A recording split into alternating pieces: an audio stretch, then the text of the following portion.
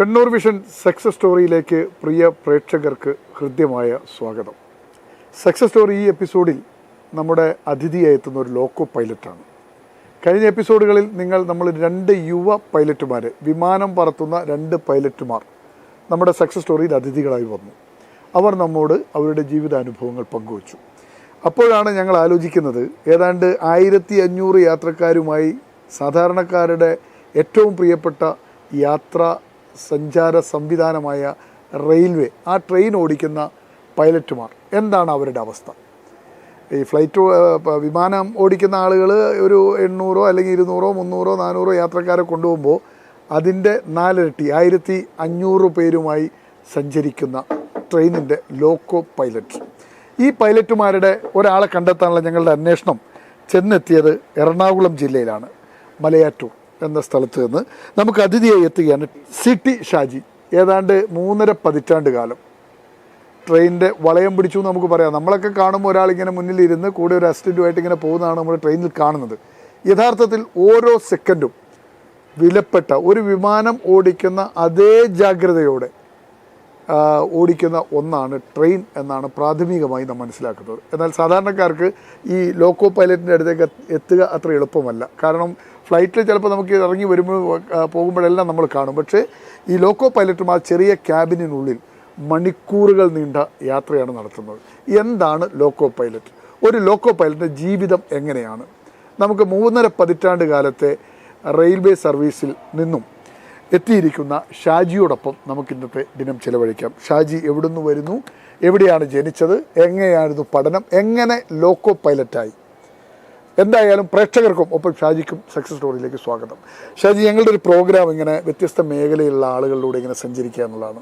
അപ്പോൾ രാഷ്ട്രീയ നേതാക്കൾ, IAS, IPS, അങ്ങനെ ദൈവങ്ങൾ വരെ, പറശ്ശിക്കടവ് മുത്തപ്പൻ വരെ ഞങ്ങളുടെ സക്സസ് സ്റ്റോറിയിൽ വന്നിട്ടുണ്ട്. ആദ്യമായിട്ടാണ് ഒരു ലോക്കോ പൈലറ്റ് വരുന്നത്. നമ്മുടെ സാധാരണ ജനങ്ങളുടെ ഏറ്റവും പ്രിയപ്പെട്ട സഞ്ചാര സംവിധാനമാണല്ലോ റെയിൽവേ.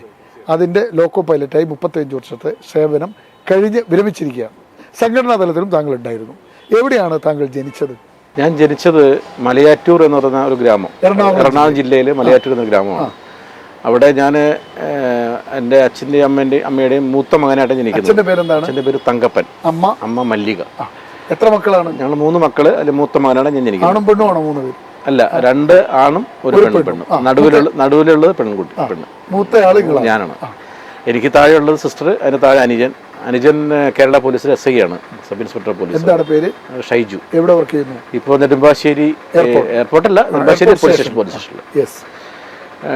സഹോദരി ജോലിയൊന്നുമില്ല, അവള് കല്യാണം കഴിച്ചു, 2 കുട്ടികളുണ്ട്. ഇപ്പൊ പേരക്കുട്ടിയൊക്കെ ആയിട്ട്. താങ്കളുടെ വിദ്യാഭ്യാസമൊക്കെ എവിടെയായിരുന്നു? ഞാൻ മലയാറ്റൂർ സെന്റ് തോമസ് ഹൈസ്കൂളിലായിരുന്നു 10ാം ക്ലാസ് കഴിഞ്ഞത്, 1980. അന്ന് ആ സ്കൂളിലെ ഏറ്റവും ടോപ്പ് മാർക്ക് മേടിച്ചുകൊണ്ടാണ് ഞാൻ 10ാം ക്ലാസ് പാസ്സായത്. 80-ലൊക്കെ ഏറ്റവും ടോപ്പ് മാർക്ക് എന്ന് പറഞ്ഞാൽ ഇന്നത്തെ പോലെ ഓൾ പാസിന്റെ കാലം ഇല്ല. അന്ന് എനിക്ക് 474 മാർക്ക് ഉണ്ടായിരുന്നു. അന്ന് 600 നല്ല മാർക്കാണ്. കാരണം 210 കിട്ടുന്നതിന് വലിയ ഭാഗ്യമായി കണ്ടിരുന്ന കാലമാണ് അത്. ഞാൻ അന്ന് സ്കൂളിലെ ഏറ്റവും ടോപ്പ് മാർക്ക്, മലയാറ്റൂർ ജില്ല പഞ്ചായത്തിലും ഏറ്റവും കൂടുതൽ മാർക്കായിരുന്നു എനിക്ക്. സാധാരണ ഏറ്റവും കൂടുതൽ മാർക്ക് ലഭിക്കുന്നവർ എപ്പോഴും എഞ്ചിനീയറിംഗോ മെഡിസിനോ, എല്ലാവരും അങ്ങനെയാണ്. എൻ്റെ ജീവിത സാഹചര്യമാണ് എന്നെ കൊണ്ട് എത്തിച്ചത്. എനിക്ക് എൻ്റെ ആഗ്രഹം അന്ന് എഞ്ചിനീയർ ആവണം എന്നൊരു ആഗ്രഹമായിരുന്നു. അത് കഴിഞ്ഞിട്ട് ഞാൻ ശ്രീശങ്കര കോളേജ് കാലടിയിൽ അന്ന് പ്രീ ഡിഗ്രിക്ക് ചേർന്നു. ഫസ്റ്റ് ഗ്രൂപ്പാണ് അന്ന്, സയൻസ് ഗ്രൂപ്പ്. അങ്ങനെ ഞാൻ പഠിച്ചുകൊണ്ടിരിക്കുമ്പോൾ ഫസ്റ്റ് ഇയർ കഴിഞ്ഞ് സെക്കൻഡ് ഇയർ കിടക്കുന്ന സമയത്ത് എൻ്റെ ഫാദർ പെട്ടെന്ന് ആകസ്മികമായിട്ട് മരിക്കുകയാണ്. എന്ത് വന്നിട്ടാണ്? അദ്ദേഹം ജോണ്ടിസ് വന്നാണ്. അതോടെ ജീവിതം ഒരു എന്താ പറയുക, ഒരു ചോദ്യം മാറി. അത് ഞാൻ മൂത്ത ആളാണ്. എനിക്ക് താഴെ അന്ന് സിസ്റ്റർ, താഴെ അനുജൻ. സിസ്റ്റർക്ക് ഒരു 13 വയസ്സ്, എനിക്ക് അനിയന് 10 വയസ്സ്, എനിക്ക് 16 വയസ്സ്. അതാണ് പ്രായം. അപ്പോൾ എൻ്റെ വിദ്യാഭ്യാസം തന്നെ നിലച്ചു പോയെന്നൊരവസ്ഥ വന്നു. കുടുംബത്തിന്റെ ആശ്രയമാണ്, വേറെ വരുമാന മാർഗം. അച്ഛൻ കേരള എക്സൈസിലായിരുന്നു. പക്ഷെ ജോലി കിട്ടി 4 വർഷമായിട്ടുണ്ടായിരുന്നുള്ളൂ അദ്ദേഹത്തിന്. അല്ല, അന്നത്തെ മിനിമം നിയമം 5 വർഷം മിനിമം വേണമെന്നുണ്ടായിരുന്നു. അപ്പൊ അതുകൊണ്ട് ഇല്ല, ഒന്നും ഉണ്ടായിരുന്നില്ല. വളരെ കഷ്ടപ്പെട്ട് ആണ് അമ്മ ഞങ്ങളെ വളർത്തിയത്. പിന്നെ അച്ഛൻ്റെ പെൻഷൻ എന്ന് പറയുന്നത് അന്ന് 175 രൂപയാണ് പെൻഷൻ അനുവദിച്ചിട്ടത്. അപ്പോൾ അമ്മ പറഞ്ഞു, നീ ഇങ്ങനെ ഇരുന്നാൽ പറ്റില്ല. അപ്പോൾ ഞാൻ ഏകദേശം ഒരു 1.5 വർഷക്കാലം, 2 വർഷക്കാലം ഞാൻ പഠിക്കാതെ പഠിക്കാൻ പോകാതെ ഏറ്റവും നല്ല മാർക്ക് ജയിച്ചിട്ടും പഠിക്കാൻ പോകാത്ത അവസ്ഥയിലായിരുന്നു. ഇന്നത്തെ പോലെ അന്നത്തെ ആരെങ്കിലും സഹായിക്കാനൊന്നുണ്ടായിരുന്ന കാലഘട്ടമല്ലല്ലോ. ഇന്നൊക്കെയാണ് പല നമ്മൾ സോഷ്യൽ മീഡിയ വഴിയൊക്കെ ആളുകൾ അറിഞ്ഞത് സഹായിക്കുന്നുണ്ടാവും. അപ്പോൾ ഞാൻ ഈ പഠിക്കാതിരിക്കുമ്പോൾ പ്രീ ഡിഗ്രി കഷ്ടി പാസ്സായുള്ളൂ എന്ന്, അത് ഈ വിദ്യാഭ്യാസത്തിൻ്റെ ഈ പ്രശ്നം കൊണ്ട്. അങ്ങനെ കഴിഞ്ഞപ്പോൾ അമ്മ പറഞ്ഞ് നീ പഠിക്കാൻ പോകണം എന്ന് പറഞ്ഞിട്ട് അമ്മയുടെ നിർബന്ധത്തിന് വഴങ്ങി ഞാൻ അന്ന് പോളിടെക്നിക്ക് ആപ്ലിക്കേഷൻ അയക്കുകയാണ്. മാർക്ക് SLCക്ക് പ്രീ ഡിഗ്രി പൂർത്തിയാക്കുന്നില്ല, പാസ്സായി, ജസ്റ്റ് പാസ്സായുള്ളൂ. പക്ഷേ എൻ്റെ കൂട്ടുകാരെല്ലാവരും കൂടെ പഠിച്ചു വരുന്നവരും അന്ന് എൻട്രൻസ് എഴുതണം. അന്ന് നമ്മൾ കേരളത്തിൽ 4 എഞ്ചിനീയറിംഗ് കോളേജേ ഉള്ളൂ. തിരുവനന്തപുരത്ത് engineering college, Kothamangalam engineering college. അല്ല, അന്ന് ഗവൺമെന്റ് കോളേജ് മാത്രമേ ഉള്ളൂ. മെഡിക്കൽ കോളേജ് മാതിരി അതേ സ്റ്റാറ്റസ് വന്നത്. അപ്പോൾ ഈ തിരുവനന്തപുരം കഴിഞ്ഞാൽ കോതമംഗലം MA കോളേജ്, അത് കഴിഞ്ഞാൽ കോഴിക്കോട് എഞ്ചിനീയറിംഗ് കോളേജ്. അങ്ങനെ 4 കോളേജ് അന്ന് കേരളത്തിലുള്ളൂ. അപ്പോൾ മെഡിക്കൽ കോളേജിൻ്റെ അതേ സ്റ്റാറ്റസാണ്. അപ്പോൾ എൻട്രൻസ് ഒക്കെ എഴുതുന്ന കാലഘട്ടം. അപ്പോൾ എനിക്ക് അന്ന് പഠിക്കാനോ എഴുതാനോ സാധ്യമില്ലാത്തതിന് ഞാൻ ആ ഭാഗത്തിൽ പോയില്ല. വിദ്യാഭ്യാസം നിറച്ചു നിന്ന കാലത്തിൽ അമ്മ പറഞ്ഞിരുന്നപ്പോൾ ഞാൻ പോളിടെക്നിക്കലി ഡിപ്ലോമയ്ക്ക് അപ്ലൈ ചെയ്യുന്നു. SLCക്ക് മാർക്ക് ഉണ്ടായതുകൊണ്ട് എനിക്ക് അഡ്മിഷൻ കിട്ടാണ്. പോളി കിട്ടി. എഞ്ചിനീയറിംഗ് മാറ്റിവെച്ചു. പോളിടെക്നിക് പോളി കയറി ഇലക്ട്രിക്കൽ എഞ്ചിനീയറിംഗ് ആണ് ഞാൻ പഠിച്ചത്. അപ്പോൾ ഞാൻ എനിക്ക് കിട്ടിയത് തൃശ്ശൂരാണ്. തൃശ്ശൂർ ത്യാഗരാജാൽ പോളിടെക്നിക്കിൽ അഡ്മിഷൻ കിട്ടിയത്. ഈ തൃശ്ശൂർ അവിടെ ഞാൻ താമസിച്ച് പഠിക്കണം. വീട്ടിലെ സാഹചര്യം എങ്ങനെയാണ്, എനിക്ക് താഴെ 2 കുട്ടികളുണ്ട്. അപ്പോൾ അമ്മ പറഞ്ഞു, നീ ഒരു കാര്യം ചെയ്യും, ഞാൻ 100 രൂപ എനിക്ക് തരാം മാസം. ഒരു മാസം 100 രൂപ. ഈ 100 രൂപ കൊണ്ട് ആകെ പെൻഷൻ 175 രൂപ. വരുമാനം വേറെ ഒന്നുമില്ല, വേറെ ഒന്നും അനുഭവമില്ല. അപ്പോൾ ഈ 100 രൂപ കൊണ്ട് ഞാൻ എന്താ വെച്ച് കഴിഞ്ഞാൽ അവിടെ ഒരു വീടിൻ്റെ ഒരു ചെറിയ ഓടിട്ട് വീടിൻ്റെ സൈഡിൽ ഒരു റൂം വാടകയ്ക്ക് എടുത്തു. ഞങ്ങൾ 4 പേര് ചേർന്ന് 100 രൂപയ്ക്ക് വാടകയ്ക്ക് 25 രൂപ വാടക കൊടുക്കും. പിന്നെ മണ്ണെണ്ണ സ്റ്റൗ, കാലത്ത് തിരി സ്റ്റൗ ഇല്ലേ, ആ തിരി സ്റ്റൗ വെച്ച് നമ്മൾ ഭക്ഷണം പാചകം ചെയ്ത് വീട്ടിലന്ന് കുറച്ച് കൃഷി ഉണ്ടായിരുന്നു, നെൽകൃഷി. ആ കൃഷി അതുകൊണ്ടുള്ള ആ നെല്ലിൻ്റെ പരിപാടികളുണ്ട്. ആ നെല്ല് കുത്തി അരിയാക്കിയിട്ട് കുറച്ച് അരിയും മണ്ണെണ്ണയായിട്ട് അവിടേക്ക് പോകും. അവിടെ കാലത്ത് എഴുന്നേറ്റ് ഒരു 4-5 മണിയാകുമ്പോൾ എഴുന്നേറ്റ് അരി വെച്ച് അതിനകത്ത് നമ്മൾ കാലത്തൊരു കഞ്ഞിയായിട്ട് കഴിക്കും, കുറച്ച് വാർത്ത് വയ്ക്കും. അതുകൊണ്ട് കുളയിൽ പോവുക. തൊട്ടടുത്ത കുളത്തിൻ്റെ അടുത്ത് തന്നെയാണ്. ഉച്ചയ്ക്ക് വന്നിട്ട് ഈ ചോറ് കറി എന്ന് പറയാൻ അതൊന്നുമില്ല, പ്രത്യേകിച്ചൊന്നുമില്ല. മിക്കവാറും നമ്മൾ കടലയാണ്. അന്ന് കടല ചുമ്മാ വേവിച്ച് കുറച്ച് മുളകിട്ട് അതിന് കറി. അങ്ങനെയാണ് വിദ്യാഭ്യാസം നടക്കുന്നത്. 4 പേരും ഇതേമാതിരി ചുറ്റുപാടുള്ള ആളുകളായിരുന്നു. അവര് ഒരാള് കോതമംഗലം, ഒരാള് കോലഞ്ചേരി, ഒരാള് ഇവിടെയായിരുന്നു, തൃശ്ശൂർ ഭാഗത്തുള്ള ഒരാളായിരുന്നു. അപ്പോൾ 4 പേര് അങ്ങനെയായിരുന്നു. അപ്പോൾ അങ്ങനെ പഠിച്ചു കഴിഞ്ഞപ്പോൾ ഈ പൈസ നമുക്ക് അറിയാലോ, ഈ വിദ്യാഭ്യാസത്തിൽ ഒരുപാട് ചിലവുകളുണ്ടല്ലോ പൊളിറ്റിക്സ് പഠിക്കുമ്പോൾ. അപ്പോൾ ഞാൻ ഫസ്റ്റ് ഇയർ പാസ് കഴിഞ്ഞപ്പോൾ തന്നെ പിന്നെ ചെയ്തു കഴിഞ്ഞാൽ ഞാൻ ഫസ്റ്റ് ഇയർ സ്റ്റുഡൻസിന് ട്യൂഷൻ എടുക്കാൻ തുടങ്ങി. ഞാൻ മാത്സിൽ വളരെ വിദഗ്ധനായിരുന്നു പഠിക്കുന്ന കാലത്തും. എൻ്റെ ടീച്ചേഴ്സൊക്കെ പറയുന്നത് വളരെ എനിക്ക് 100 മാർക്ക് മാത്സിനുണ്ടായിരുന്നു 10ാം ക്ലാസ്സിൽ. അപ്പോൾ അങ്ങനെ ട്യൂഷൻ കൊടുത്തുകൊണ്ട് ആ കിട്ടുന്ന വരുമാനം കൊണ്ടാണ് പിന്നെ ഞാൻ പഠിക്കുന്നത്. പോളിടെക്നിക് എത്ര വർഷത്തെ കോഴ്സ്? 3 വർഷത്തെ കോഴ്സാണ് 3 ഇയർ. അപ്പോൾ അങ്ങനെ പഠിച്ചു വരുമ്പോൾ നമുക്ക് ഈ എക്സ്കർഷൻ, അതായത് സ്റ്റഡി ടൂറുകളൊക്കെ ഉണ്ടാവും. അപ്പോൾ എനിക്ക് എൻ്റെ സാമ്പത്തിക ശേഷി സംഭവിക്കാതെ എനിക്ക് പോകാൻ കഴിയില്ല. പക്ഷേ എൻ്റെ ഹെഡ് ഓഫ് ദി ഡിപ്പാർട്ട്മെൻറ്റ് അന്ന് രാധാമൻ ടീച്ചറാണ്. അവർ എന്നോട് വലിയ വാത്സല്യമുണ്ടായിരുന്നു. അതുകൊണ്ട് ടീച്ചർ പറയും നീ പോകണം എന്ന് പറഞ്ഞിട്ട് പുള്ളിക്കാരത്തിൻ്റെ കയ്യിൽ നിന്നുള്ള പൈസ എടുത്ത് തന്നിട്ട് ഞാൻ അന്നൊക്കെ സ്റ്റഡി ടൂറിന് പോയിരുന്നത്. അങ്ങനെ അതോടൊപ്പം തന്നെ എനിക്ക് സംഘടനാ പ്രവർത്തനം ഉണ്ടായിരുന്നു കോളേജിൽ പഠിക്കുമ്പോൾ. ഞാൻ SFIയുടെ പ്രസ്ഥാനത്ത് വർക്ക് ചെയ്തുകൊണ്ടിരുന്ന അന്ന് ഞാൻ ഫസ്റ്റ് ഇയർ തന്നെ പഠിക്കുമ്പോൾ, സെക്കൻഡ് ഇയർ പഠിക്കുമ്പോൾ ജനറൽ സെക്രട്ടറി ആയിരുന്നു. തേർഡ് ഇയർ ആയപ്പോൾ പോളി കൗൺസിലറായിരുന്നു. ഈ സ്കൂൾ കാലഘട്ടത്തിലും പ്രീ ഡിഗ്രി കാലഘട്ടത്തിലൊക്കെ ആക്ടിവിറ്റീസ് വല്ലതും ഉണ്ടായിരുന്നു? അങ്ങനെ 3 വർഷം കംപ്ലീറ്റ് ചെയ്തു. ഞാൻ ഫസ്റ്റ് ക്ലാസ് കൂടി പാസ്സായി. അത് കോളേജിന്റെ ജനറൽ സെക്രട്ടറി ആയിരുന്നു. അതുപോലെ തന്നെ കോളേജിന്റെ സഹോദരങ്ങളുടെ പഠനമൊക്കെ സമയത്ത് അവര് കഴിഞ്ഞാൽ അന്ന് അവർ ചെറിയ ക്ലാസ് പഠിക്കുകയാണല്ലോ. 10ാം ക്ലാസ് സിസ്റ്റർ 10ാം ക്ലാസ് അടുത്തായിരിക്കും, മകൻ അനുജൻ ഒരു 7ാം ക്ലാസ്സിലൊക്കെ പഠിക്കുന്ന കാലഘട്ടമാണ്. അത് കഴിഞ്ഞ് ഞാൻ പഠിത്തം കഴിഞ്ഞു നേരെ വീട്ടിലേക്ക് എത്തിക്കഴിഞ്ഞാൽ പിന്നെ എന്തെങ്കിലും ഒരു വരുമാനം നടത്തുള്ളൂ, ജോലി കിട്ടാൻ സാധ്യമൊന്നുമില്ലല്ലോ. അപ്പം ഞാൻ തൊട്ടടുത്തൊരു ITC പഠിപ്പിക്കുന്ന അധ്യാപകരായിട്ട് ജോലി ചെയ്യാണ് അവിടെ ഞാൻ 3 വർഷക്കാലം അവിടെ പഠിപ്പിച്ചു. ഒരു ബാച്ചിനെ മൊത്തം പഠിപ്പിച്ചു, ഒരു ബാച്ചിൻ്റെ പകുതിയായി. അത് സ്വകാര്യ ITC. അപ്പോൾ അന്ന് കിട്ടുന്ന 400 രൂപയാണ് ശമ്പളം കിട്ടുക ഒരു മാസം. അത് വലിയ കാര്യമാണ്. കാരണം ഈ 200 രൂപയിൽ നിന്ന് 400 മാറുന്ന കാര്യമല്ല. അതോടൊപ്പം തന്നെ ഞാൻ ഈ സമയത്ത് ഞായറാഴ്ചയുടെ അവധിയാണ്. ഞായറാഴ്ച ദിവസമൊക്കെ ഞാൻ ഈ ഹൗസ് വയറിങ്, വീടുകളുടെ വയറിങ്ങിന്, അതുപോലെ മോട്ടോറിൻ്റെ വൈൻഡിങ്, അങ്ങനെ അത്യാവശ്യം വേറെ സൈഡ് പിന്നെ ട്യൂഷൻസ്, ഹൗസ് ട്യൂഷൻസ്, സ്കൂൾ കുട്ടികൾക്ക് ട്യൂഷൻസ്, അങ്ങനെ ഒരു ദിവസത്തിൻ്റെ ശേഷം ഒരു കാലത്ത് ഒരു 5 മണി മുതൽ രാത്രി ഒരു 10 മണി വരെ ശരിക്കും പറഞ്ഞാൽ ഞാൻ എൻഗേജഡായിരുന്നു ആ കാലഘട്ടത്തിൽ. അങ്ങനെ ഏകദേശം ഈ കിട്ടുന്ന 400 രൂപയിൽ 400 രൂപയും വീട്ടിലേക്ക് കൊടുക്കാവുന്ന സ്ഥിതി, ബാക്കി ഞാൻ ഈ രീതിയിലുണ്ടാക്കുന്ന സമ്പാദ്യമായിരുന്നു. അത് വയറിങ്ങും വാട്ടർ വൈൻഡിങ്ങും. ഞാൻ ITസിലെ കുട്ടികളെ കൊണ്ടുവന്ന് അവർക്ക് എൻ്റെ റൂമിൽ തന്നെ വെച്ചിട്ട് അവർക്ക് ട്രെയിനിങ് കൊടുക്കും, വൈൻഡ് ചെയ്യാനൊക്കെ, മോട്ടോർ വൈൻഡ് ചെയ്യാനൊക്കെ. അങ്ങനെ അവരെ പഠിപ്പിക്കുകയും അതോടൊപ്പം ഞാൻ പഠിക്കുകയും അങ്ങനെ ഇരിക്കുമ്പോഴാണ് റെയിൽവേയിലെ RRB കോൾ ഫോർ ചെയ്യുന്നത്, അപേക്ഷണിക്കുന്നത്. ഈ എഞ്ചിനീയർ ആകാൻ പറ്റാത്തുള്ള സങ്കടം ഉണ്ടായിരുന്നു. എൻ്റെ കൂടെ ഉണ്ടായിരുന്നവരൊക്കെ അത് എഞ്ചിനീയറിംഗ് കഴിഞ്ഞു. അവർ രണ്ടുപേരും, ഒരാൾ കാംകോലില്ലേ നമ്മുടെ അത്താണി കാംകോൽ ജോലി കിട്ടി, ഒരാൾ സ്വന്തമായിട്ട് ബിസിനസ് തുടങ്ങി. പക്ഷെ നിർഭാഗ്യവശം എന്ന് പറഞ്ഞാൽ ഞാൻ എങ്ങനെ ഈ രീതിയിൽ പോയെങ്കിലും ആ കാംകോൽ ജോലി ഇരുന്ന അവൻ പെട്ടെന്ന് ക്യാൻസർ വന്ന് മരിച്ചു. ഈ ബിസിനസ് തുടങ്ങിയവൻ ബിസിനസ് ആകെ പൊളിഞ്ഞ് നാശമായിട്ട് അവനും ഇപ്പോൾ നാട്ടിൽ വളരെ സ്ഥിതിയിലാണ് ഇരിക്കുന്നത്. ഷാജി, ഈ +2 ഡിഗ്രി കാലഘട്ടത്തിൽ അധ്യാപക ഓർമ്മകളൊക്കെ എങ്ങനെ? ആ കാലഘട്ടം സമൃദ്ധമായിരുന്നു. പിതാവ് മരണപ്പെട്ടു. എത്ര ക്ലാസ്സിൽ പഠിക്കുമ്പോഴാണ് പിതാവ്? ഞാൻ +1 പഠിക്കും. ആ കാലഘട്ടത്തിൽ ഈ സ്ട്രഗിളിങ്ങിലൊക്കെ അധ്യാപകരുടെ സഹായമൊക്കെ ഉണ്ടായി. ഞാൻ സ്കൂളിൽ പഠിപ്പിച്ച അധ്യാപകർ പറഞ്ഞാൽ, ഞാൻ സംസ്കൃതം എൻ്റെ വിഷയമായിരുന്നു, സെക്കൻഡ് ലാംഗ്വേജ് ആയിരുന്നു. ആ കാലത്ത് സംസ്കൃതം പഠിക്കാൻ വലിയ ഇതാണല്ലോ. അപ്പോൾ എന്നെ സംസ്കൃതം പഠിപ്പിക്കുന്ന ടീച്ചർ പറഞ്ഞാൽ ഈ 5ാം ക്ലാസ് മുതൽ 10ാം ക്ലാസ് വരെ ടീച്ചറെ പഠിപ്പിക്കുക. വിജയലക്ഷ്മി ടീച്ചർ എന്നാണ് പറയും ഞങ്ങൾ. ടീച്ചർക്ക് എന്നോട് വലിയ വാത്സല്യമായിരുന്നു. അപ്പോൾ ടീച്ചർ പറയും, നീ ഒരു കാര്യം ചെയ്ത് കഴിഞ്ഞിട്ട് നീ ഡിഗ്രി സംസ്കൃതം എടുത്ത് പഠിക്കണം എന്നൊക്കെ പറഞ്ഞ് എന്നെ പ്രോത്സാഹിപ്പിക്കായിരുന്നു. പക്ഷേ ഈ സാഹചര്യത്തിൽ നമുക്കതൊന്നും സാധ്യമല്ല. എങ്കിലും പോലും ടീച്ചേഴ്സ് എന്നെ അന്വേഷിക്കുകയും കൂട്ടുകാരെ കാണുമ്പോഴൊക്കെ, കാരണം ഞാൻ ഈ ഏറ്റവും കൂടുതൽ മാർക്ക് പിടിച്ച് പാസ്സായി എന്നുള്ള ഇതിൽ സ്കൂളിലും പഞ്ചായത്തിലും ഏറ്റവും കൂടുതൽ മാർക്ക് വലിയ കാര്യമാണ്. എല്ലാവരും A+ അന്ന് റാങ്ക് ആണോ? അത് റാങ്ക് അല്ല, റാങ്ക് അന്ന് 480 ആ റേഞ്ചൊക്കെയാണ്. 474 മാർക്ക്. അപ്പം ഈ സ്കൂൾ കാലഘട്ടം, അതിനുശേഷം കോളേജിൽ വിദ്യാർത്ഥി പ്രസ്ഥാനത്തിൽ നിൽക്കുമ്പോൾ അവസ്ഥ എങ്ങനെ ഉണ്ടായിരുന്നു? കോളേജിൽ എനിക്ക് അങ്ങനെ സജീവമായിട്ടാണ്, ഈ വീട്ടിലെ അവസ്ഥ ഇങ്ങനെ ആയതുകൊണ്ട് പിന്നെ അങ്ങനെ സജീവമായിട്ട് അതിലൊന്നും, ഈവൻ ക്ലാസ്സിൽ തന്നെ സ്ഥിരം പോകാൻ കഴിയില്ലായിരുന്നു എനിക്ക്. പല പ്രശ്നങ്ങളും.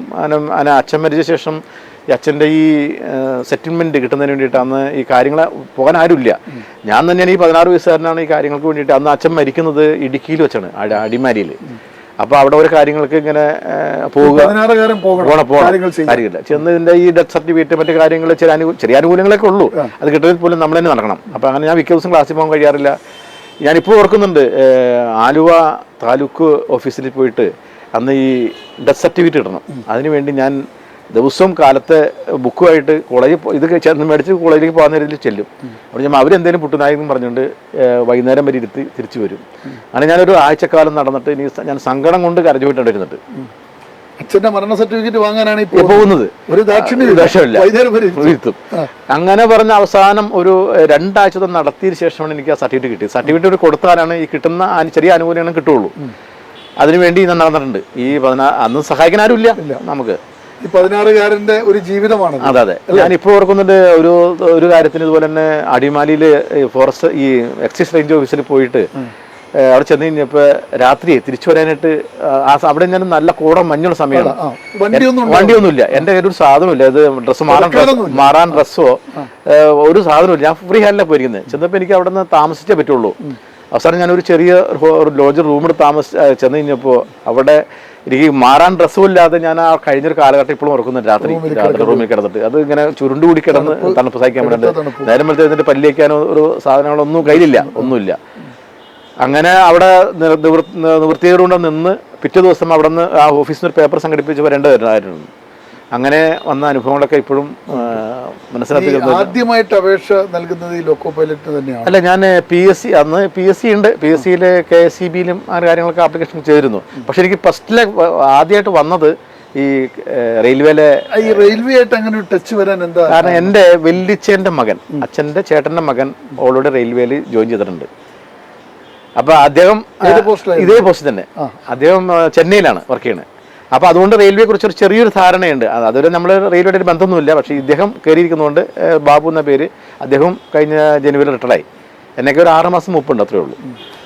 ഈ ലോക്കോ പൈലറ്റിന്റെ അപേക്ഷ ക്ഷണിച്ചു, അതിന്റെ എങ്ങനെയായിരുന്നു അതിന്റെ നടപടിക്രമം? അതായത് നമ്മൾ RRB കോഡ് ഫോർ ചെയ്യുമ്പോൾ നമ്മൾ ആപ്ലിക്കേഷൻ അയക്കുന്നു. ആപ്ലിക്കേഷൻ അയച്ചാൽ അവർ അതിൻ്റെ ടെസ്റ്റിന് വിളിക്കും. എന്താണ് ടെസ്റ്റ്? ടെസ്റ്റ് കഴിഞ്ഞാൽ നമ്മൾ സബ്ജക്റ്റുമായിട്ട് ബന്ധപ്പെട്ട ടെസ്റ്റ്, പിന്നെ ജനറൽ നോളജ്, ഇംഗ്ലീഷ് കാര്യങ്ങൾ വരുന്നൊരു ടെസ്റ്റാണ്.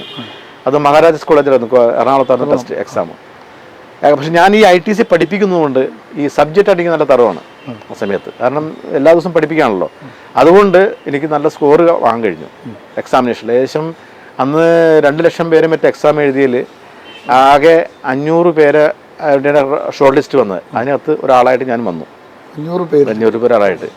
അത് കഴിഞ്ഞാൽ അവർ വിളിക്കുന്ന നെക്സ്റ്റ് നമുക്ക് ഇൻ്റർവ്യൂ ഉണ്ട്. Interview and psychological test. മാനസിക നിലവാരം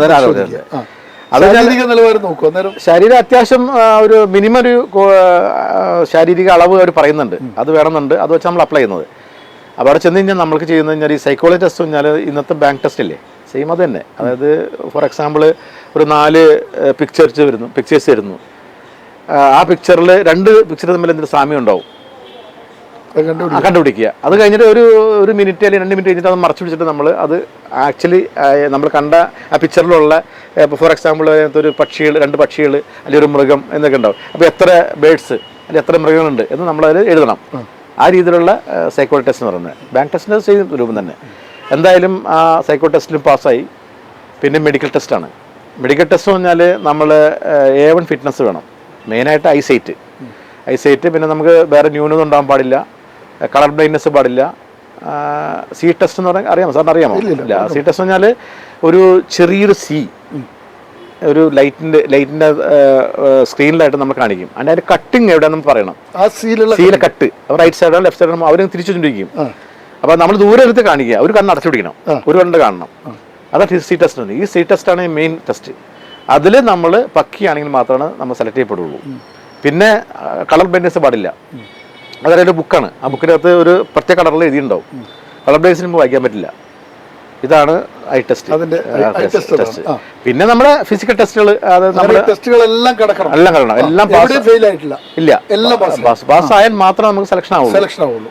അപ്പോൾ ഇവർ വിളിച്ചിട്ടുണ്ടായിരുന്നു, നിങ്ങൾ മെഡിക്കൽ ടെസ്റ്റിന് പാസ്സായി കഴിഞ്ഞാൽ ആ സെയിം ഡേ തന്നെ നിങ്ങൾ ട്രെയിനിങ്ങിന് വിടും. അതുകൊണ്ട് you be ready to go. പോകണം. അതിനുവേണ്ടി റെഡി വരുന്ന നമുക്ക് അഡ്വൈസ്. അപ്പോൾ വന്നു നമ്മൾ വന്നിരുന്നത്. അപ്പോൾ ഞങ്ങൾ പാസ്സായവരെല്ലാം അന്ന് രാത്രി തന്നെ ഐലൻഡ് എക്സ്പ്രസ്സിൽ ഒരു സ്പെഷ്യൽ കോച്ച് ഇട്ടിട്ട് ഞങ്ങളെ അന്ന് 32 പേരുണ്ടായിരുന്നു പാസ്സായവർ. ഒരുമിച്ച് ഞങ്ങളെ ബാംഗ്ലൂർക്ക് കയറ്റി വിടാണ്. ബാംഗ്ലൂർ നേരം വെളുത്ത് ബാംഗ്ലൂർ എത്തും. ഞങ്ങൾ ആദ്യമായിട്ട് കേരള പോണത്. അതെ, അന്ന് 24 വയസ്സ്. അങ്ങനെ നേരെ ബാംഗ്ലൂർ ചെന്ന് ഇറങ്ങി. ഞങ്ങൾ അവിടെ ട്രെയിനിങ് സെൻറ്ററിൽ ചെന്നു. അവിടെ ട്രെയിനിങ് സെൻറ്ററിൽ നിന്ന് ജോയിൻ ചെയ്ത് അവിടെ ഹോസ്റ്റലിൽ അക്കോമഡേഷൻ തരുന്നു. രസം പറഞ്ഞാൽ എൻ്റെ കൂടെ വരുന്നവരെല്ലാവരും അത്യാവശ്യം ചുറ്റുപാടുള്ള ആളൊക്കെ ആയിരുന്നു. അവരെല്ലാം ആദ്യം പൈസയൊക്കെ ഉണ്ട്. എൻ്റെ കയ്യിൽ ആകെ പറയാൻ പറ്റിയ 100 രൂപ പോലും എൻ്റെ കയ്യിലില്ല. ബാംഗ്ലൂർ ചെന്ന് ഇറങ്ങുമ്പോൾ കയ്യിലില്ല. അവിടെ ചെന്നിട്ട് അപ്പോൾ ബസ്സിൽ ഭക്ഷണമുണ്ട്. അതിന് എത്ര രൂപ നമ്മൾ അടയ്ക്കണമെന്നുണ്ട് മാസം. സ്റ്റേറ്റ്മെന്റ് കിട്ടും. സ്റ്റേറ്റ്മെന്റ് ഒരു മാസം കഴിഞ്ഞ് കിട്ടുള്ളൂ. അന്ന് കൊടുക്കണം. അപ്പോൾ 950 രൂപയാണ് അന്നത്തെ ബേസിക് സാലറി. 950 രൂപ ബേസിക്. 35 വർഷം 950 രൂപ കിട്ടി. ആ ശമ്പളമാണ് നമുക്ക് ആദ്യം കിട്ടുന്ന സ്റ്റൈഫൻഡ്. അപ്പോൾ ഞങ്ങൾ അവിടെ താമസിച്ചു. ട്രെയിനിങ് നടന്നുകൊണ്ടിരിക്കുന്നു. അവിടുത്തെ ട്രെയിനിങ് കഴിഞ്ഞ് ഒരു മാസം കഴിയുമ്പോൾ സ്റ്റൈഫൻഡ് പരിശീലനം. അതായത് നമ്മുടെ സിഗ്നൽ സിസ്റ്റംസ് ആണ് അവിടെ പഠിപ്പിക്കുക. ഈ സിഗ്നലിൻ്റെ ആസ്പെക്ട്സുകൾ, ടൈപ്സ് ഓഫ് സിഗ്നൽസ്, അതുപോലെ ഈ സ്റ്റേഷൻ വർക്ക് ചെയ്യുന്ന റൂൾസുകളിലെ കാര്യങ്ങൾ, അങ്ങനെ ജനറൽ റൂൾസ് തന്നെ പറയാം. അത് എല്ലാവർക്കും ബാധകമാണ്. ലോക്കോ പൈലറ്റ് മനസ്സിലുള്ള സ്റ്റേഷൻ മാസ്റ്റർ ആണെങ്കിലും എല്ലാ സ്റ്റാഫും ഈ ജനറൽ റൂൾസ് പാസ്സാവും. ഇതിനകത്ത് സ്റ്റേഷൻ മാസ്റ്റർമാരില്ലല്ലോ, ലോക്കോ പൈലറ്റ്മാർ മാത്രമല്ല. അതുള്ളൂ. അല്ല, ട്രെയിനിങ് അവർക്ക് എല്ലാവർക്കും ബാധകമാണ്. ഈ സംഗതി ജനറൽ റൂൾസ് പറഞ്ഞാൽ എല്ലാവർക്കും പഠിക്കേണ്ടതാണ്. പഠിച്ച് നമ്മളതിൽ എക്സാം പാസ്സാവണം. പാസ്സായി കഴിഞ്ഞാൽ നെക്സ്റ്റ് ഡേ ആ പാസ്സായ ശേഷം ഞങ്ങൾ നേരെ അവിടെ നിന്ന് നേരെ കൃഷ്ണാപ്പിലേക്ക് അതേമാതിരി ഒരു വണ്ടി കയറ്റിവിടാണ്. വീട്ടിലേക്ക് വരുന്നില്ല, വരാൻ പറ്റില്ല. അന്ന് പിന്നെ ഫോണും സൗകര്യമൊന്നും ഇല്ലല്ലോ. നമ്മൾ ആകെയുള്ള ലെറ്ററാണ് എഴുത്ത്. അന്ന് അമ്മയ്ക്ക് ഇങ്ങനെ നമ്മളൊരു ലില്ലന്റ് വാങ്ങിച്ച് എഴുതും. ഒരാഴ്ചത്തെ അല്ലെങ്കിൽ 2 ആഴ്ച അനുഭവങ്ങൾ മൊത്തം എഴുതി അയക്കും. തിരിച്ചൊരു കത്ത് വരും. അത് വീട്ടിലെ കാര്യങ്ങളും ചുറ്റുപാടും കാര്യങ്ങളൊക്കെ പറഞ്ഞിട്ടുള്ള ഇത് മാത്രം. അപ്പോൾ ആദ്യത്തെ സ്റ്റൈഫൻഡ് കിട്ടിയും ആദ്യം ചെയ്താലും ഞാൻ ഈ പൈസ നേരെ വീട്ടിലേക്ക് അയച്ചു കൊടുക്കണം. അന്ന് മണി ഓർഡറാണല്ലോ. അയച്ചു കൊടുത്തിട്ട് അമ്മയ്ക്കൊരു ആശ്വാസമാണല്ലോ. അപ്പോൾ അന്ന് അമ്മ കഴിഞ്ഞാൽ ഞങ്ങളുടെ നാട്ടിൽ അന്ന് കുടിൽ വ്യവസായം എന്നല്ലോ ഈ പനമ്പ് നെയ്ത്ത് കേട്ടിട്ടുണ്ടോ? പനമ്പ്, ഈറ്റ പനമ്പ്. എന്താ ചെയ്യുക? അത് ഈറ്റ കീറിയെടുത്ത് അതുകൊണ്ട് പനമ്പ് നെയ്യണം. പനമ്പ് എന്ന് പറഞ്ഞാൽ അട്ട നമ്മൾ വീടുകളിലൊക്കെ സൈഡിലേക്ക് സമാനമായ സാധനം ചരിച്ച് വെച്ചിട്ട് മറക്കുകയും ചെയ്യുന്നത്. അതാണ് അന്നത്തെ അവിടുത്തെ കുടിൽ വ്യവസായം. അപ്പം ഇതാണ് അവിടുത്തെ എല്ലാവരും ചെയ്യുന്ന പണി. ഈവൻ ഞാനും കൂടി ചെയ്തിട്ടുണ്ട് കാര്യത്തിൽ. ഞാൻ ഈ ജോലി പഠിക്കാൻ പോകുന്നതിന് മുമ്പ് ഒരു 5-6 മാസക്കാലം ഞാൻ ഈ ഈറ്റ കീറി ഇട്ട് കൊടുക്കും. അമ്മ പനമ്പ് നെയ്യും. അത് ബാംബു കോർപ്പറേഷൻ എന്ന് പറയുന്ന ഒരു സ്ഥാപനമാണെന്ന് പറയാം. അപ്പൊ നമ്മൾ അവിടെ നിന്ന് ഈറ്റ നമുക്ക് ലോണായിട്ട് തരും. ആ ലോൺ ഉണ്ടാക്കി കൊണ്ട് കൊടുത്തിട്ട് ഈ പനം ഈറ്റയുടെ വില കഴിച്ചിട്ട് ബാക്കി നമുക്ക് കിട്ടുക. അങ്ങനെയാണ് അന്നത്തെ അവിടത്തേക്ക് ജീവിത നിലവാരം. അപ്പൊ അങ്ങനെ അമ്മ ആ പണി ചെയ്തുകൊണ്ട് കുട്ടികളെ പഠിപ്പിക്കും. പിന്നെ എൻ്റെ സ്റ്റൈഫൻ കിട്ടിയതിന് ശേഷം അതൊരു സപ്പോർട്ടായി വരുമാനമായി. അങ്ങനെ നേരെ കൃഷ്ണാപ്പള്ളി ട്രെയിനിങ് കഴിഞ്ഞ് പിന്നെ ഈറോഡ് അത് 4 മാസത്തോളം, ബാംഗ്ലൂർ 3 മാസം, 7 മാസമായി. പിന്നെ അവിടെ നേരെ ഈറോഡ് ലോക്കോ ഷെഡിൽ ഡീസൽ ലോക്കോ ഷെഡിലേക്ക് വിട്ടാണ്. അവിടെ ഷെഡ് ഫ്ലോർ ട്രെയിനിങ് തന്നെ പറയാം, ഷെഡ് ഫ്ലോർ ട്രെയിനിങ്. അപ്പോൾ ആ ട്രെയിനിങ് കഴിഞ്ഞ് നമ്മളവിടെ ഓരോ സെക്ഷനിലും ലോക്കോയുടെ ഓരോ പാർട്സും റിപ്പയർ ചെയ്യുന്ന ഓരോ സെക്ഷനിൽ നമ്മളിങ്ങനെ ഒരാഴ്ച നമ്മുടെ ഡെപ്യൂട്ട് ചെയ്യും. അവിടെ നമ്മൾ കണ്ട് പഠിക്കുക, അവിടെ എന്താ ചെയ്യുന്നത്, എന്താ റിപ്പയർ ചെയ്യുന്നത് പഠിച്ച് അങ്ങനെ ഇതെല്ലാം പഠിച്ചതിന് ശേഷം നമ്മൾ ഈ പഴയ ട്രെയിനിങ് സെൻറ്ററിലേക്ക് പോയിട്ടൊരു എക്സാമിനേഷൻ ഉണ്ട്, വൈവ വോയിസ്, വൈവയും അതുപോലെ പ്രാക്ടിക്കൽ ടെസ്റ്റും.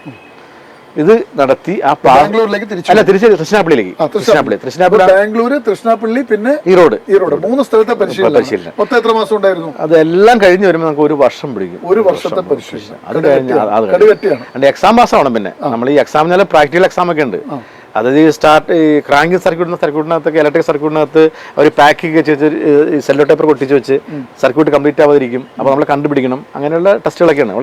വളരെ കർക്കശമായ ടെസ്റ്റാണ്. ടെസ്റ്റൊക്കെ പാസ്സായി, നമ്മൾ പാസ്സായി സർട്ടിഫിക്കറ്റ് കിട്ടിയാൽ നമുക്ക് ജോലി ചെയ്യാൻ പറ്റുള്ളൂ, ജോലിയിലേക്ക് കയറാൻ പറ്റുള്ളൂ. 1 വർഷത്തെ പരിശീലനം വളരെ കൃത്യമായി പൂർത്തിയാക്കണം. ഇത് ഓടിക്കാനുള്ള അതിന് ഹാൻഡ്ലിംഗ് എന്ന് പറഞ്ഞാൽ വീണ്ടും ഒരു ഭാഗമുണ്ട്. ഹാൻഡ്ലിംഗ് വണ്ടി ഓടുന്ന വണ്ടിയിൽ നമ്മൾ കയറി ഒരു അസിസ്റ്റന്റ് ഡ്രൈവറും ലോക്കോ പൈലറ്റ് ഉണ്ടാവും, കൂടെ നമ്മളൊരാളെ സപ്പോർട്ട് കയറും. അവരെന്തൊക്കെ ചെയ്യുന്നത് എന്തൊക്കെയാണെന്ന് കണ്ടുപിടിക്കണം.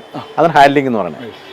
അപ്പൊ അങ്ങനെ ഈ കാര്യങ്ങളെല്ലാം കൊണ്ട് പൂർത്തിയാക്കി ഷാജി, ഈ പരിശീലന കാലഘട്ടത്തിൽ ഈ പരിശീലനത്തിന് ശേഷമുള്ള എക്സാമിൽ ജയിക്കാതെ പോകുന്ന ആളുകൾ ഉണ്ടാവും? നിങ്ങളുടെ എത്ര ശതമാനം വരെ പോകും? അത് 1-2 പേരൊക്കെ ഫെയിൽ ആവാറുണ്ട്. ഈ പരിശീലനം കഴിഞ്ഞ് എക്സാമും പാസ്സായിട്ട് ആദ്യത്തെ പോസ്റ്റിംഗ് എവിടെയാണ്, എന്തായിട്ടാണ്? ഈറോഡ് ഡീസൽ അസിസ്റ്റന്റ് ആയിട്ട് പോസ്റ്റിംഗ്. ഡീസൽ അസിസ്റ്റന്റ് ആയിട്ടാണ് ആദ്യം കിട്ടുന്നത്. ഈറോഡ്. എന്താണ് ആ ഡീസൽ അസിസ്റ്റന്റ് പണി? ഡീസൽ അസിസ്റ്റന്റ് ഇന്നത്തെ അസിസ്റ്റന്റ് ലോക്കോ പൈലറ്റ് അത് തന്നെ, പേര് മാത്രം മാറ്റുള്ളൂ. അന്ന് ഡീസൽ ലോക്കോ മാത്രം ഉള്ളതുകൊണ്ടാണ് ഡീസൽ അസിസ്റ്റന്റ് പറയാൻ കാരണം. ഡീസൽ ഉള്ള ഇന്നത്തെ ഇലക്ട്രിക് അല്ല, അന്ന് ഡീസൽ ഉള്ളൂ. കൽക്കരി കഴിഞ്ഞ് ഇല്ല കണ്ടിട്ടുണ്ട്. ഞങ്ങൾ വരുന്ന കാലത്തില് അന്ന് പൊള്ളാച്ചി സെക്ഷൻ, പാലക്കാട് പൊള്ളാച്ചി സെക്ഷനകത്ത് പളനി റൂട്ടില്ലേ, അവിടെ ഓടുന്നുണ്ട് കൽക്കരി. നിങ്ങൾ കയറുമ്പോൾ ഡീസലിലേക്കാണ്. ഡീസൽ എഞ്ചിന്റെ അസിസ്റ്റന്റ് ലോക്കോ പൈലറ്റ് എത്ര വർഷം ഉണ്ടായിരുന്നു? അത് ഞാൻ 1989 അപ്പോയിന്റ് ആയിട്ട് 95 വരെ അസിസ്റ്റന്റ് ആയിട്ട്. എപ്പോഴാണ് ഇതിന് നമ്മളിപ്പോ മലയാളികളോടും വളയം പിടിക്കാൻ വളയമാണോ ഇതിന്റെ? അല്ലല്ല, അത് കഴിഞ്ഞിട്ട് നമുക്ക് അടുത്ത പ്രൊമോഷൻ എന്ന് പറയുന്നത് ഷണ്ടിങ് ലോക്കോ പൈലറ്റ് ആണ്. അത് ഈ ഡീസൽ പൈലറ്റ് ആയിരിക്കുന്ന സമയത്ത്, ലോക്കോ പൈലറ്റ് ആയിരിക്കുന്ന സമയത്ത് നിങ്ങൾക്ക് ഈ ട്രെയിൻ ഓടിക്കാനുള്ള അവസരം ഇല്ല, കണ്ടുപിടിക്കത്തുള്ളൂ. കാരണം നമ്മൾ അസിസ്റ്റന്റ് എന്ന് പറഞ്ഞാല്, അതായത് അസിസ്റ്റന്റ് പണി കഴിഞ്ഞാല് സിഗ്നല് നേരത്തെ മുൻകൂട്ടി കണ്ടിട്ട് വിളിച്ചു പറയണം. അതിപ്പോ ഡിസ്റ്റന്റ്, ഹോം, സ്റ്റാർട്ടർ, LSS എന്നാ പറയാ. ഡിസ്റ്റന്റ് എന്ന് പറഞ്ഞാല് സ്റ്റേഷന് മുമ്പുള്ള ഫസ്റ്റ് സിഗ്നൽ ഡിസ്റ്റൻസ് സിഗ്നൽ. അല്ല, അവരും കാണുന്നുണ്ട്. പക്ഷെ നമ്മൾ ചെറുപ്പം എന്ന നിലയിൽ അവര് ഒരുവിധം പ്രായ ആൾക്കാരായി കണ്ടിട്ട് വിളിച്ചു പറയണം. ഡ്രൈവറോട് ക്യാബിലാണെങ്കിലും ഒച്ചയിൽ വിളിച്ചു പറയണം. ഡിസ്റ്റന്റ് കോഷൻ അല്ലെങ്കിൽ ഡിസ്റ്റന്റ് പ്രൊസീഡ് എന്ന് പറയും. അപ്പൊ അദ്ദേഹം ഇവിടെ മെയിൻ ആയിട്ട് ഇത് ഡ്രൈവ് ചെയ്യുന്ന ആളിരിക്കുന്നത് ഇപ്പുറത്ത് നിങ്ങൾ ഇരിക്കുന്നത്, നിങ്ങൾ സിഗ്നൽ കണ്ടാൽ ഉടൻ ഡിസ്റ്റന്റ് പ്രൊസീഡ് എന്ന് പറയുമ്പോൾ അദ്ദേഹം നമുക്ക് നെക്സ്റ്റ് സ്റ്റേഷനിലേക്ക് എൻട്രി ചെയ്യാനുള്ള പെർമിഷൻ ഉണ്ടെന്ന് കിട്ടിക്കഴിഞ്ഞു. നിങ്ങൾ അനൗൺസ് ചെയ്ത അപ്പൊ അദ്ദേഹം കാണുന്നുണ്ട്. അദ്ദേഹം ഓക്കെ, അയാളും കണ്ടു, ശരി, ഡിസ്റ്റന്റ്. അതല്ല, ഡിസ്റ്റന്റ് കോഷൻ എന്ന് പറഞ്ഞാൽ അർത്ഥം next signal will be A danger signal ആയിരിക്കും. അപ്പൊ നമ്മൾ ബ്രേക്ക് ചെയ്ത് റെഡി ആവണം. അത് കഴിഞ്ഞ് ഡിസ്റ്റന്റ് പ്രൊസീഡ് ആണെങ്കിൽ ഹോം കോഷൻ എന്ന് പറഞ്ഞോ, അല്ലെങ്കിൽ ഹോം പ്രൊസീഡ് എന്ന് പറഞ്ഞാൽ സ്റ്റേഷൻ താണ്ടി പോവാം, മുന്നോട്ട് പോവാം. അതല്ല, കോഷൻ ആണെങ്കിൽ കോഷൻ വരും. ഹോം കോഷൻ എന്ന് പറഞ്ഞാൽ മഞ്ഞ ലൈറ്റ് ആയിരിക്കും. ആ ലൈറ്റ് സ്റ്റേഷനാണ്. അപ്പൊ നമ്മൾ കോഷ്യസ് ആയിട്ട് പോയിട്ട് ജസ്റ്റ് സ്റ്റാർട്ടിന് മുമ്പ് നിർത്തണം. ഈ ലോക്കോ പൈലറ്റ് ട്രെയിനിൽ ഒരു വടി ചാടി കൊടുക്കുന്നതാണ്. അത് ഞാൻ പണ്ട് ഈ ഒരു സ്റ്റേഷൻ, അതായത് ടോക്കൺ എന്ന് പറയുന്നത്, പണ്ട് കഴിഞ്ഞാൽ ഈ ലൈൻ ക്ലിയർ എന്ന് പറയാം. ഒരു സ്റ്റേഷനിലേക്ക് വരുന്ന ലൈൻ ക്ലിയർ എന്ന് പറയുന്നത് പണ്ടത്തെ കാലത്ത് ഈ ടോക്കൺ സിസ്റ്റമാണ്. ഈ ടോക്കൺ ഒരു ഇൻസ്ട്രുമെന്റിൽ നിക്ഷേപിച്ചിട്ട് ആ ടോക്കൺ അപ്പുറത്തെ സ്റ്റേഷനിൽ പോയിട്ട് ഹാൻഡ് ഓവർ ചെയ്ത് കഴിയുമ്പോഴാണ് ആ സെക്ഷൻ ക്ലിയർ എന്ന് പറയുള്ളൂ. ഇവിടുന്ന് നിങ്ങൾക്ക് തരുന്ന ടോക്കൺ അപ്പുറത്തെ സ്റ്റേഷനിൽ ഹാൻഡ് ഓവർ കൈ മാറി കഴിഞ്ഞാലാണ് ആ വണ്ടി കടന്നുപോയി. അപ്പൊ അത് ആ സ്റ്റേഷൻ ക്ലിയർ ആയി. അത് ഇപ്പൊ ഫോർ എക്സാമ്പിൾ ഇപ്പൊ കണ്ണൂർ സൗത്ത് ടു കണ്ണൂർ സൗത്തിൽ നിന്ന് ആ ടോക്കൺ വാങ്ങിച്ചു കണ്ണൂരിലേക്ക് നമ്മൾ ഹാൻഡ് ഓവർ ചെയ്ത് കഴിഞ്ഞാൽ വണ്ടി കടന്നുപോയി. അപ്പൊ കണ്ണൂർ സൗത്ത് ടു കണ്ണൂർ വരെ ഇല്ല പറഞ്ഞ നിന്നുപോയി. അത് ക്ലിയർ സ്റ്റേഷൻ അടുത്ത വണ്ടി സ്റ്റാർട്ട് ചെയ്യാൻ പറ്റുള്ളൂ. അതാണ് റൂള്. ഇപ്പൊ അതല്ല, ഇൻസ്ട്രുമെന്റ് ആണ്. അത് ആക്സിൽ കൗണ്ടർ എന്ന് പറയും. ഈ ആക്സിൽ കൗണ്ടർ നമ്മുടെ ഒരു വണ്ടി കടന്നു പോകുമ്പോൾ ഒരു ഫോർ എക്സാമ്പിൾ ഒരു 22 വണ്ടി ഉണ്ടെന്ന് വെച്ചോ, 22 വണ്ടിക്ക് ഒരു 8 വീല് വെച്ച് 22 അത്രയും വീല് ഈ ആക്സിൽ കൗണ്ട് ചെയ്യും. ഇപ്പുറത്തെ സ്റ്റേഷൻ എത്തിക്കഴിയുമ്പോൾ റെയിൽവേ ട്രാക്കിലാണ് ട്രാക്ക് ഫിക്സ് ചെയ്തിരിക്കുന്നത് ഒരു ഇൻസ്ട്രുമെന്റ് ആണ്. ഇപ്പുറത്ത് എത്തിക്കഴിയുമ്പോൾ ഇതേ അത് കൗണ്ട് ചെയ്യും. അപ്പൊ അവിടെ നിന്ന് പാസ് അത്രയും വീല് ഇപ്പോഴും പാസ് ചെയ്ത് പോയി നടത്തും. കടന്നുപോയി ഒരു പാട്ടായി പോയി വെച്ചോ, പാട്ടായി പോയി 4 വീല് മിസ്സായി പോലോ. അപ്പൊ ക്ലിയർ അല്ല. അപ്പൊ പിന്നെ വണ്ടി സ്റ്റാർട്ട് ചെയ്യാൻ പറ്റില്ല. അടുത്ത വണ്ടി ഡീസൽ അസിസ്റ്റന്റിന് ശേഷം പിന്നെ എന്താകുന്നത്? അതിനുശേഷമാണ് ഷണ്ടിങ് ഡ്രൈവർ എന്ന് പറഞ്ഞത്. ഷണ്ടർ എന്ന് പറയും. അതായത് സ്റ്റേഷനകത്ത് നമ്മൾ ഡിറ്റാച്ചിങ് അറ്റാച്ചിങ് അത് ഓടിക്കും. നമ്മൾ സെപ്പറേറ്റ് ഓടിക്കണം. ഇപ്പൊ നമ്മൾ കണ്ണൂർ സ്റ്റേഷനിൽ തന്നെ കാണാം, അവിടെ ഒരു ഷണ്ടർ ഡ്യൂട്ടി എപ്പോഴും ഉണ്ടാവും. ഇപ്പൊ നമ്മൾ ഇന്റർസിറ്റി വന്നാൽ ഇന്റർസിറ്റി ലോക്കോ കട്ട് ചെയ്ത് മേലേക്ക് പോകും, ഇപ്പുറത്തുള്ള അറ്റാച്ച് ചെയ്യും, തിരിച്ച് ബാഗ് എഞ്ചിൻ പല ഭാഗത്തേക്ക് കൊണ്ടുപോയി വെക്കുക, ബോഗി ഓരോ സ്ഥലത്തേക്ക് മാറ്റി. അത് ഞാൻ 3 വർഷങ്ങളുണ്ടായിരുന്നു. അത് കഴിഞ്ഞാണ് ഡീസൽ പൈലറ്റ് ആയിട്ട് അസിസ്റ്റന്റ് ആയിട്ട് എത്ര വർഷമായിരുന്നു? ഡീസൽ അസിസ്റ്റന്റ് 1989 മുതൽ 95 വരെ. അപ്പൊ 7 വർഷം. അതിനുശേഷം പിന്നെ 3 വർഷം ഷണ്ടറായിരുന്നു. അത് ഏതൊക്കെ സ്റ്റേഷനുകളിലുണ്ടായിരുന്നു? അത് ഞാൻ വർക്ക് ചെയ്ത ഈറോഡ് തന്നെയാണ്. കുറച്ച് കാലം മാത്രം പാലക്കാടേക്ക് റിലീൻ ഡ്യൂട്ടി വന്നിരുന്നു. ആദ്യമായിട്ട് സ്വന്തമായിട്ട് ഈ സാധനം ഓടിക്കാനുള്ള ഒരു അവസരം എപ്പോഴാണ് കിട്ടുന്നത്? അതായത് പിന്നെ ഷണ്ടിങ് ടൈമിൽ കിട്ടുന്നുണ്ട്. സ്റ്റേഷനുള്ളിൽ തന്നെ, സ്റ്റേഷൻ പുറത്തു പോകാൻ പാടില്ല. അത് കഴിഞ്ഞാൽ 97 ആണ് ഞാൻ ഗുഡ്സ് ഡ്രൈവർ, LP ഗുഡ്സ് എന്ന് പറഞ്ഞ പോസ്റ്റ് വരുന്നത്. അതാണ് നമ്മൾ ഇൻഡിപെൻഡന്റ് ഡ്രൈവർ.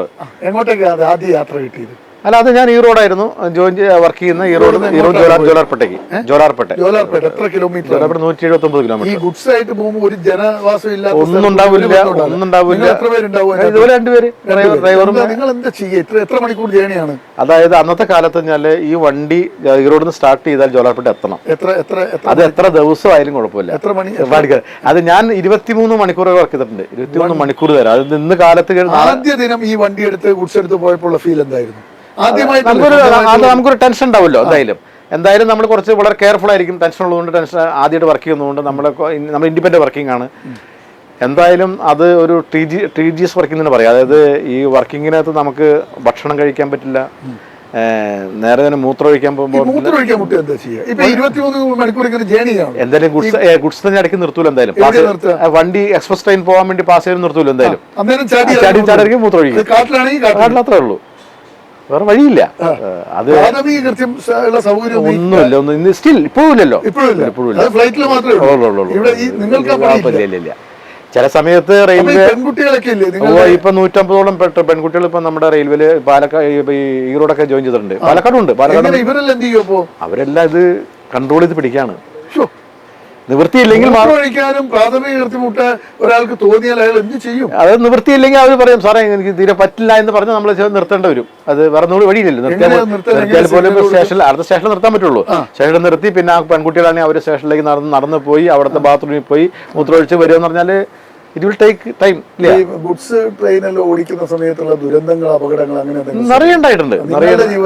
എന്റെ ജീവിതത്തിൽ ഞാൻ സൂയിസൈഡ് അറ്റംപ്റ്റ്, അതുപോലെ സൂയിസൈഡ് ആയ കേസുകളില് എനിക്ക് രക്ഷിക്കാൻ പറ്റുന്നുണ്ടോ? നടക്കാൻ സാധിക്കില്ല. എനിക്കൊരു അനുഭവം എന്ന് പറഞ്ഞാൽ, ഒരു പാർട്ടി ഞാൻ പറയാം, സാമൽപ്പെട്ടി എന്നൊരു സ്റ്റേഷൻ ഉണ്ട്. സാമൽപ്പെട്ടി സ്റ്റേഷൻ വിട്ട് കുറച്ച് കഴിഞ്ഞാൽ ഒരു ചെറിയ അരുവിയുണ്ട്. വർഷക്കാലമാണ്, മഴ പെയ്ത് വെള്ളം ഒഴുകുന്നുണ്ട്. ഒരാളത്ത് തലവയ്ക്കാണ്, തലവച്ച് കിടക്കാണ്. വണ്ടി കയറി തല മുറിഞ്ഞു പോയി.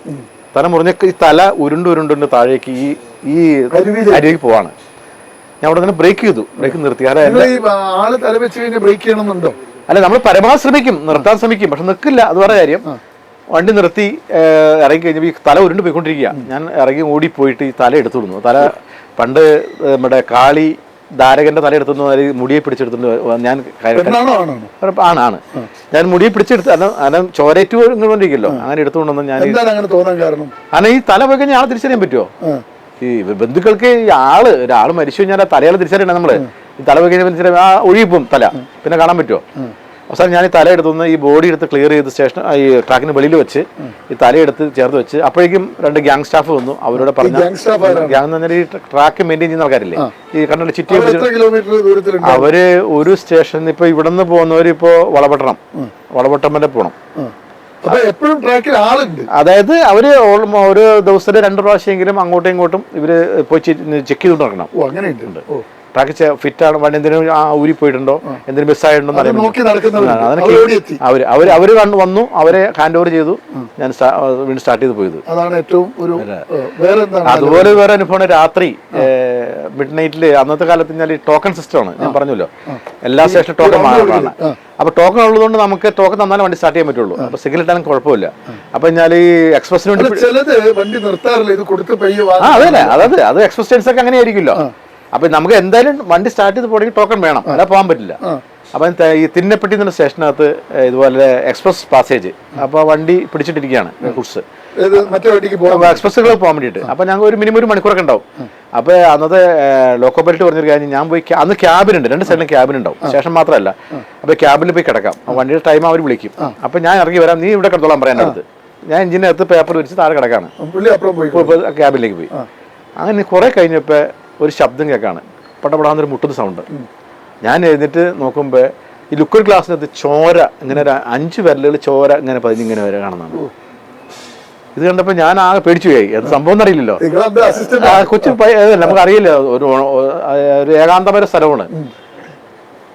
ഇപ്പുറത്തെ ഡോർ വരെ ഇറങ്ങി ഓടി സ്റ്റേഷനിലേക്ക് ചെന്ന് വിവരം പറഞ്ഞു. അവിടെ നിന്ന് സ്റ്റേഷൻ മാസ്റ്ററും വേറൊരു പയ്യനും കൂടി അവിടുത്തെ SCP കൂടെ വന്നു.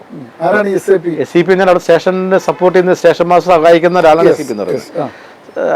അവരോടി വന്ന് നോക്കുമ്പോൾ എന്താ പറയുക, ഒരു പാർട്ടി ഓടുന്ന വണ്ടി താഴെ വീണിട്ട് ഇവൻ കംപ്ലീറ്റ് മുറിവേറ്റു. ഇവന്റെ രക്ഷപ്പെടാൻ വേണ്ടിയിട്ട് ഇവൻ എങ്ങനെ പിടച്ച് കയറി സ്റ്റേഷൻ ഇത് വന്നു, എഞ്ചിനിൽ കയറി വന്നു, തുറക്കാറിയാൻ പാടില്ലല്ലോ. അത് ഗ്ലാസ്സിൽ പുള്ളി ഇങ്ങനെ വരയ്ക്കുന്നത്. ഇതാണ് സംഭവം. അപ്പൊ ഒരു ശരിക്കും എന്റെ ഒരു നല്ല ശ്വാസം പോയി, കാരണം നമുക്ക് പല ചിന്തകളും ഇല്ല. അതെ. അപ്പൊ അങ്ങനെ പിന്നെ അയാളെ ഹോസ്പിറ്റലിൽ എത്തിക്കാനും ഒക്കെ നമ്മള് അവര് സ്റ്റേഷൻ മാസ്റ്റർ തയ്യാറായി. അങ്ങനെ ഒരു അനുഭവം ഉണ്ടായിട്ടുണ്ട്. അപകടം എന്ന് പറഞ്ഞാൽ അങ്ങനെ കൊളീഷനും അങ്ങനെയൊന്നും സംഭവിച്ചിട്ടില്ല. പക്ഷെ ഒരു സൈഡ് കൊളീഷൻ ഉണ്ടായിട്ട് എനിക്ക് ജോലാർപേട്ട യാർഡില് വണ്ടി അറൈവലായ ശേഷം നമ്മൾ ഈ ലോക്കോ അത് ഡീസൽ ലോക്കോ ആണെന്നൊന്നുമില്ല, ഡിറ്റാച്ച് ചെയ്ത് ഇപ്പുറത്ത് കൊണ്ടുപോയി എണ്ണ പിടിക്കാൻ വേണ്ടിയിട്ട്, ഡീസൽ പിടിക്കാൻ വേണ്ടി കൊണ്ടുവരണം. അങ്ങനെ വരുന്ന സമയത്ത് തൊട്ടടുത്ത ട്രാക്കിൽ ഒരു വണ്ടി പോകുന്നുണ്ട്. യാർഡ് എന്ന് പറഞ്ഞാൽ അറിയാലോ, ഒരുപാട് നിറയെ ലൈൻ ഉണ്ടാവും. ഈ ലൈനിൽ ഒരു വണ്ടി പോകും, ആ ലൈനിൽ വണ്ടി, ഈ വണ്ടി അങ്ങനെ പോയിക്കൊണ്ടിരിക്കും. അപ്പം നമുക്ക് സമയത്ത് ഈ വണ്ടി റിസീവ് ചെയ്യുന്നത് കഴിഞ്ഞാൽ അവിടുത്തെ പോയിന്റ്സ് വന്നിട്ട് റൈറ്റ് കാണിക്കും, സിഗ്നൽ കാണിക്കും, പച്ച ലൈറ്റ് കാണിക്കും.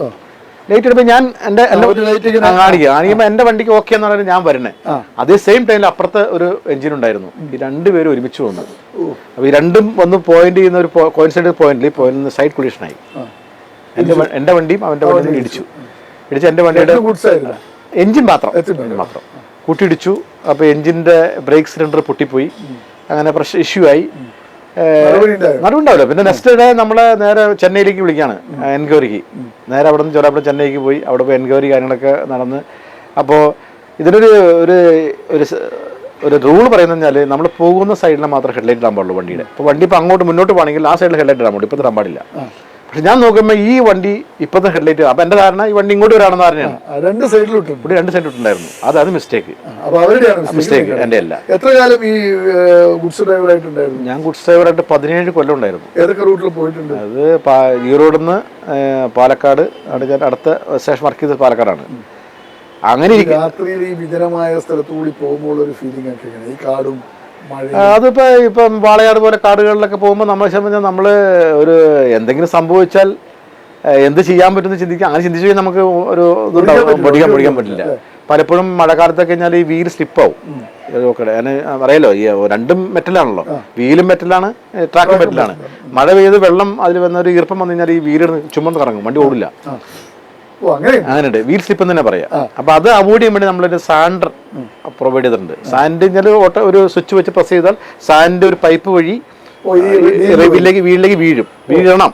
അതാണ് റൂൾ, നിയമം. പക്ഷെ പല വണ്ടികളിലും ഈ പൈപ്പ് ഉണ്ടാവില്ല, സാൻഡ് വീഴയില്ല. സാൻഡ് എന്നിട്ട് കുറെ ബാഗുകൾ, സാൻഡ് ബാഗുകൾ, ചാക്കുകൾ നമുക്ക് ലോക്കോല് റോൾ ചെയ്തിട്ടുണ്ടാവും. അപ്പൊ നമ്മൾ ഇറങ്ങിപ്പോയിട്ട് ഓടുന്ന വണ്ടിയുടെ മുമ്പിൽ ഈ സാൻഡ് ഇടുന്ന സ്ഥിതി ഉണ്ടായിട്ടുണ്ട്. അത് അസിസ്റ്റന്റ് ഒക്കെ പോയിട്ടാണ് പോയി ഇടുക. മണിങ്ങനെ ഇട്ട് കൊടുക്കും. അപ്പൊ അതിങ്ങനെ പതുക്കെ ഗ്രിപ്പ് ഇടുമല്ലോ. അപ്പൊ അങ്ങനെ പതുക്കെ വണ്ടി മൂവ് ചെയ്ത് കയറി വരും. ഗ്രേഡിയൻസ്. അപ്പൊ ഇത്രയും കാലം പുരോഗമിച്ചിട്ടും ആ രീതിയിൽ ഒരു സ്റ്റാൻഡേർഡ് നേരെ വർക്ക് ചെയ്യിപ്പിക്കാനോ അത് വേണ്ടത്ര മെയിൻറ്റെയിൻ ചെയ്യാനൊന്നും റെയിൽവേ തയ്യാറായിട്ടില്ല. ഇപ്പോഴും നമുക്ക് മൺസൂൺ പ്രിക്കോഷൻസ് എന്ന് പറയും. മൺസൂൺ ടൈമില്ലേ എന്താണ്, സ്റ്റാൻഡേർഡ് വർക്കിംഗ് ആണോ, വൈപ്പർ വർക്കിംഗ് ആണോ, ഇതൊക്കെ എൻഷുർ എന്ന് പറഞ്ഞിട്ട് പല വണ്ടികളിലും വൈപ്പർ വർക്ക് ചെയ്യില്ല. ഇത് വെറും 5 ലക്ഷം രൂപ വരുന്ന മാരുതിക്കാരന്റെ വൈപ്പർ സുന്ദരമായിട്ട് വർക്ക് ചെയ്യും. ഇതിന്റെ വൈപ്പർ ഒന്നുകിൽ അവിടെ പോയി 1500 യാത്രക്കാരുമായിട്ട് 30 കോടി വില വരുന്ന എഞ്ചിനാണ്. ഇതിന്റെ വില 30 കോടിയാണ് ഇപ്പോഴത്തെ മാർക്കറ്റ് വില. അതിന്റെ ഈ വൈപ്പർ പോലും നേരെ ഈ വൈപ്പർ ഒന്നുകിൽ ബ്ലേഡ് ഉണ്ടാവില്ല, അല്ലെങ്കിൽ ബ്ലേഡ് വശം കീറിപ്പോയിട്ടുണ്ടാവും. ഇത് മൂവ് ചെയ്യും പക്ഷെ വൈപ്പ് ചെയ്യില്ല. പൊട്ടക്കണ്ണന്മാരെ പോലെ ചില സമയത്ത് വണ്ടി പിടിച്ചിട്ടുണ്ട്. കാരണം ഈ മഴ ഫുള്ള് നിന്ന് പെയ്യുമ്പോൾ നമുക്ക് ഒന്നും കാണുന്നില്ലല്ലോ. വണ്ടി 100-110 കിലോമീറ്റർ ഓടണല്ലോ. എന്റെ ദൈവമേ, അപ്പൊ എത്ര വർഷമാണ് ഗുഡ്സ് 17 കൊല്ലം. 17 വർഷത്തെ ഗുഡ്സ് ഡ്രൈവറുടെ അനുഭവം പറയുമ്പോൾ നമ്മൾ പ്രേക്ഷകരൊന്ന് ആലോചിക്കണം. ഒരു ട്രെയിനിന്റെ വീല് തെറ്റിപ്പോവായിരിക്കും മണല്, നമ്മുടെ നാട്ടിൽ പറയുക പൂഴി ട്രാക്കിൽ ഇങ്ങനെ ഇട്ട് കൊടുക്കുന്ന ഒരു അസിസ്റ്റന്റ് ലോക്കോ പൈലറ്റിന്റെ അവസ്ഥ ഒന്ന് ആലോചിച്ച് നോക്ക്. നല്ല രസകരമാണ് ഒരു ലോക്കോ പൈലറ്റിന്റെ ജീവിതം, എളുപ്പമല്ല പലതും. അങ്ങനെ ഗുഡ്സ് ഡ്രൈവറായിട്ട് 17 വർഷം. അത് കഴിഞ്ഞിട്ട് ആ കാലഘട്ടത്തിൽ തന്നെ എനിക്കൊരു വേറെ ചാൻസ് കിട്ടി. അതായത് പവർ കൺട്രോളറായിട്ട്, അതായത് സെക്ഷൻ ഇതെല്ലാം കൺട്രോൾ ചെയ്യുന്ന ഒരു ഓഫീസുണ്ട് പാലക്കാട് ഡിവിഷന്റെ മൊത്തം കൺട്രോൾ ചെയ്യുന്ന സ്റ്റേഷൻ. എന്തൊക്കെ കൺട്രോൾ ചെയ്യുന്നത്? അതായത് അത് ഈ നമ്മുടെ വണ്ടിയുടെ മൂവ്മെന്റ് എല്ലാം കൺട്രോൾ ചെയ്യുന്ന അവിടെ നിന്നാണ്. ഒരു വണ്ടി പോണോ തീരുമാനിക്കുന്ന അവരാണ്, പാലക്കാട് നിന്നാണ്. അവർ പറയും സ്റ്റേഷൻ മാസ്റ്റർ എടുത്ത് ഇന്ന വണ്ടി അത് പോട്ടെ, അല്ലെങ്കിൽ ഈ വണ്ടി പിടിച്ചിട്ട് എന്ന് തീരുമാനിക്കപ്പെടുന്ന അവരാണ് കൺട്രോളേഴ്സ്. ഈ കൺട്രോൾ ഓഫീസർ വിവേചനാധികാരം അവർക്കാണ്. കൺട്രോൾ പൈലറ്റിൽ, ഈ ലോക്കോ പൈലറ്റിലെ വിവേചനാധികാരം എന്തൊക്കെയാണ്? ഇപ്പം ഫ്ലൈറ്റില് ഒരു പൈലറ്റാണ് അതിന്റെ അവസാന വാക്ക്. ഫ്ലൈറ്റിലെ പൈലറ്റ് ആണ്. എഞ്ചിനിൽ അങ്ങനെ തന്നെ വേറെ ആരും ഇല്ല. ഐ ആം ദി കിങ്, അതിന് വേറെ ആരും ഇല്ല.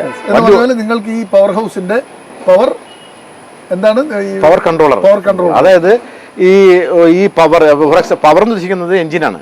ഈ എഞ്ചിന്റെ ഷെഡ്യൂളൊക്കെ തീരുമാനിക്കുന്ന അവിടെ നിന്ന് ഓഫീസ്, അവിടെ നിന്നാണ് ആ പോസ്റ്റിലേക്ക് എനിക്കൊരു ഡെപ്യൂട്ടേഷൻ ആയിട്ട് ഒരു 5 വർഷം കിട്ടലാണ്. അത് ഗുഡ് സ്പിരിറ്റിലായതുകൊണ്ട് ഒരു റിലാക്സേഷൻ ആണ്. അപ്പൊ അതിനകത്ത് ക്രൂ കൺട്രോൾ എന്നൊരു പോസ്റ്റ് ഉണ്ട്. അത് ക്രൂ പറഞ്ഞാൽ നമ്മളെ ക്രൂ എന്ന് പറയുന്നത് ഡ്രൈവർ അസിസ്റ്റന്റ് ഡ്രൈവർ, ഇവരെ കൺട്രോൾ ചെയ്യുക. അതായത് വണ്ടി അവർക്ക് സമയമാകുമ്പോൾ അവർക്ക് റിലീഫ് കൊടുക്കുക, പകരം ആളെ കൊണ്ടുവരിക. അവർക്ക് റിസ്ക് കഴിഞ്ഞാല് വണ്ടികൾ നിൽക്കാൻ പാടില്ല, ക്രൂലാതെ നിൽക്കരുത് വണ്ടി. ഒരു ആൾക്ക് ചേഞ്ച് കൊടുത്താൽ വേറൊരാളെ കണ്ടെത്തിയിരിക്കണം നമ്മൾ. അവർ സമയമാകുമ്പോൾ ഓക്സിജൻ അപേക്ഷിച്ച് പാടില്ല, വരാൻ പാടില്ല. ഇതെല്ലാം നമ്മൾക്കാരുമായിട്ടുള്ള ട്രെയിൻ ഓടിക്കാൻ തുടങ്ങിയത് എപ്പോഴാണ്? അത് ഞാൻ 2012. ഏത് പോസ്റ്റാണ് അത് ലോക്കോ പൈലറ്റ് പാസഞ്ചർ ട്രെയിൻ. ആ പാസഞ്ചർ ഡ്രൈവർ ആയാലും നമുക്ക് കുറച്ച് റിലാക്സേഷൻ, നമുക്കൊരു ഷെഡ്യൂൾ വരിക. അതായത് ഇന്ന വണ്ടി പോയി എന്നെ വണ്ടി തിരിച്ചു വരാം. മറ്റത് അങ്ങനെയല്ല. ഗുഡ്സ് ട്രെയിൻ വെച്ചാൽ പോയി കഴിഞ്ഞാൽ 96 മണിക്കൂറാണ് വന്ന്. 96 മണിക്കൂർ തന്നെ ഔട്ട് സ്റ്റേഷൻ. 4 ദിവസം പോയി കഴിഞ്ഞാൽ നമ്മൾ അത് ഫോർ എക്സാമ്പിൾ ഇപ്പൊ ഞാൻ എക്സാമ്പിൾ പറയാം. പാലക്കാട് വണ്ടി വർക്ക് ചെയ്തു, കോഴിക്കോട് എത്തി, അവിടെ സമയമായി റിലീഫ് വരുന്നു. അവിടെ നേരെ ഒരു വണ്ടി നേരെ എറണാകുളത്തേക്ക് പോകും. എറണാകുളം വണ്ടി പോകണം. അവിടെ നേരെ ചിലപ്പോൾ ഈറോഡിലേക്ക് അടുത്ത വണ്ടി. ഇങ്ങനെ ചിറ്റി അടിച്ച് നമ്മൾ 96 മണിക്കൂർ കഴിയുമ്പോൾ ഹെഡ് ക്വാർട്ടർ തിരിച്ച് എത്തിക്കിടമെന്ന റൂള്. അങ്ങനെ തിരിച്ചെത്തണേ. എത്തിക്കഴിഞ്ഞാലോ ഈ പറയുന്ന 30 മണിക്കൂർ റെസ്റ്റാണ്. 30 മണിക്കൂർ ആലോചിച്ച് വേണം. വൈകുന്നേരം 5 മണിക്ക് എത്തിക്കഴിഞ്ഞാൽ 30 മണിക്കൂർ വന്നാല് പിറ്റേ ദിവസം അടുത്ത വണ്ടിക്ക് പോകണം. അടുത്ത രാത്രി വീണ്ടും പോകണം വണ്ടി. ഇങ്ങനെയാണ് ഈ ഗുഡ്സിന് പാസഞ്ചർ ഡ്രൈവർ ആയി കഴിഞ്ഞാൽ നമ്മളെ സംബന്ധം പറഞ്ഞാൽ ഇന്ന വണ്ടി പോയി ഇന്ന വണ്ടി ഒരു റൂട്ട് ഒരു റോസ്റ്റർ ഉണ്ട്. അപ്പൊ നമുക്ക് തിരിച്ചെത്താം, ഇന്ന സമയത്ത് എത്താം എന്ന് വീട്ടിൽ പറയാൻ പറ്റും. പാസഞ്ചർ ട്രെയിൻ എത്ര നാൾ ഓടിച്ചു? അത് 3 കൊല്ലം. അത് കഴിഞ്ഞ് എക്സ്പ്രസ് ട്രെയിനിലെ എക്സ്പീരിയൻസ് എങ്ങനെയാണ്? അത് എങ്ങോട്ടൊക്കെയായിരുന്നു? അത് ഞാൻ വർക്ക് ചെയ്ത് പാലക്കാടായിരുന്നുകൊണ്ട് പാലക്കാട് ടു മംഗലാപുരം. എത്ര മണിക്കൂറാണ് അത്? പാലക്കാട് മംഗലാപുരം ഒരു 7 മണിക്കൂർ വരും സൂപ്പർ ഫാസ്റ്റ് ഒക്കെ ആണെങ്കിൽ. അവരെ പാലക്കാട് ടു എറണാകുളം, അവരെ പാലക്കാട് ടു ഈറോഡ്. എന്താണ് ഈ എക്സ്പ്രസിന്റെ എക്സ്പീരിയൻസ് എങ്ങനെയാണ്? എക്സ്പ്രസിന്റെ ടൈമാണ് ഇമ്പോർട്ടൻസ്. അത് നമുക്ക് പലപ്പോഴും നമ്മളൊരു സ്റ്റേഷനിൽ 20 മിനിറ്റ് ലേറ്റ് ആയി എത്തുന്നു, പിന്നെ അത് ഓടിപ്പിടിക്കും എന്ന് പറയുന്നുണ്ട്. അതായത് നമുക്ക് ഒരു റണ്ണിങ് ടൈം നടത്തുന്നുണ്ട്. ഒരു സ്റ്റേഷനിൽ റണ്ണിങ് ടൈം നടത്തുന്നുണ്ട്. ഈ റണ്ണിങ് ടൈമിൽ നമ്മൾ കുറയാൻ പാടില്ല. അപ്പൊ നമ്മൾ കൂടാൻ പറ്റില്ല. അതുകൊണ്ട് അത് പ്രശ്നമുണ്ട്. 110 നമ്മുടെ സെക്ഷൻ സ്പീഡ് ഇവിടെ. ഈ സെക്ഷൻ സ്പീഡ് 110. കേരളത്തിൽ ഏറ്റവും കൂടുതൽ സ്പീഡിൽ മാക്സിമം നമ്മുടെ ഈ ഏരിയയാണ്. 80 ഉള്ളൂ. നമ്മൾ സ്പീഡിൽ മുന്നിലാണ്. എറണാകുളക്കാരേക്കാൾ മുന്നിലാണ്. അതെ. ഈ 110 പോകുന്ന വണ്ടി 110 111 ആകാൻ പാടില്ല, 112 ആകാൻ പാടില്ല. നിങ്ങൾക്ക് തോന്നിയാലും ഓടിക്കാൻ പറ്റില്ല. നമ്മളിപ്പോ ബസ്സൊക്കെ ഓടിക്കുന്നത് അതേപോലെ ഓടിക്കാൻ പറ്റില്ല. 108 അല്ലെങ്കിൽ മാക്സിമം 108 ആവാം. പക്ഷെ അതിൽ താഴ്ന്നു പോയി കഴിഞ്ഞാൽ നമ്മുടെ സമയം ലോസ് ആവും. ഇപ്പൊ നമ്മളിപ്പോ ട്രെയിനുകൾ ഇങ്ങനെ ലേറ്റ് ആവാൻ കാരണം എന്തെങ്കിലും ട്രാക്കിൽ റിപ്പയറിംഗ് വർക്ക് വന്നാൽ നമ്മുടെ കൺട്രോളിലില്ല. അവർ റിപ്പയർ വന്നാൽ വണ്ടി അവിടെ നിങ്ങളുടെ കൺട്രോളിൽ വരുന്ന ഏതൊക്കെ കാരണങ്ങൾ കൊണ്ട് ലേറ്റ് ആകാം? ലേറ്റ് ആയപ്പോ എഞ്ചിന്റെ തകരാറ് വന്നു. അതുപോലെ ഈ ട്രെയിൻ അപകടങ്ങൾ അങ്ങനെയൊക്കെ വന്നാൽ നമുക്കൊന്നും ചെയ്യാൻ പറ്റില്ലല്ലോ.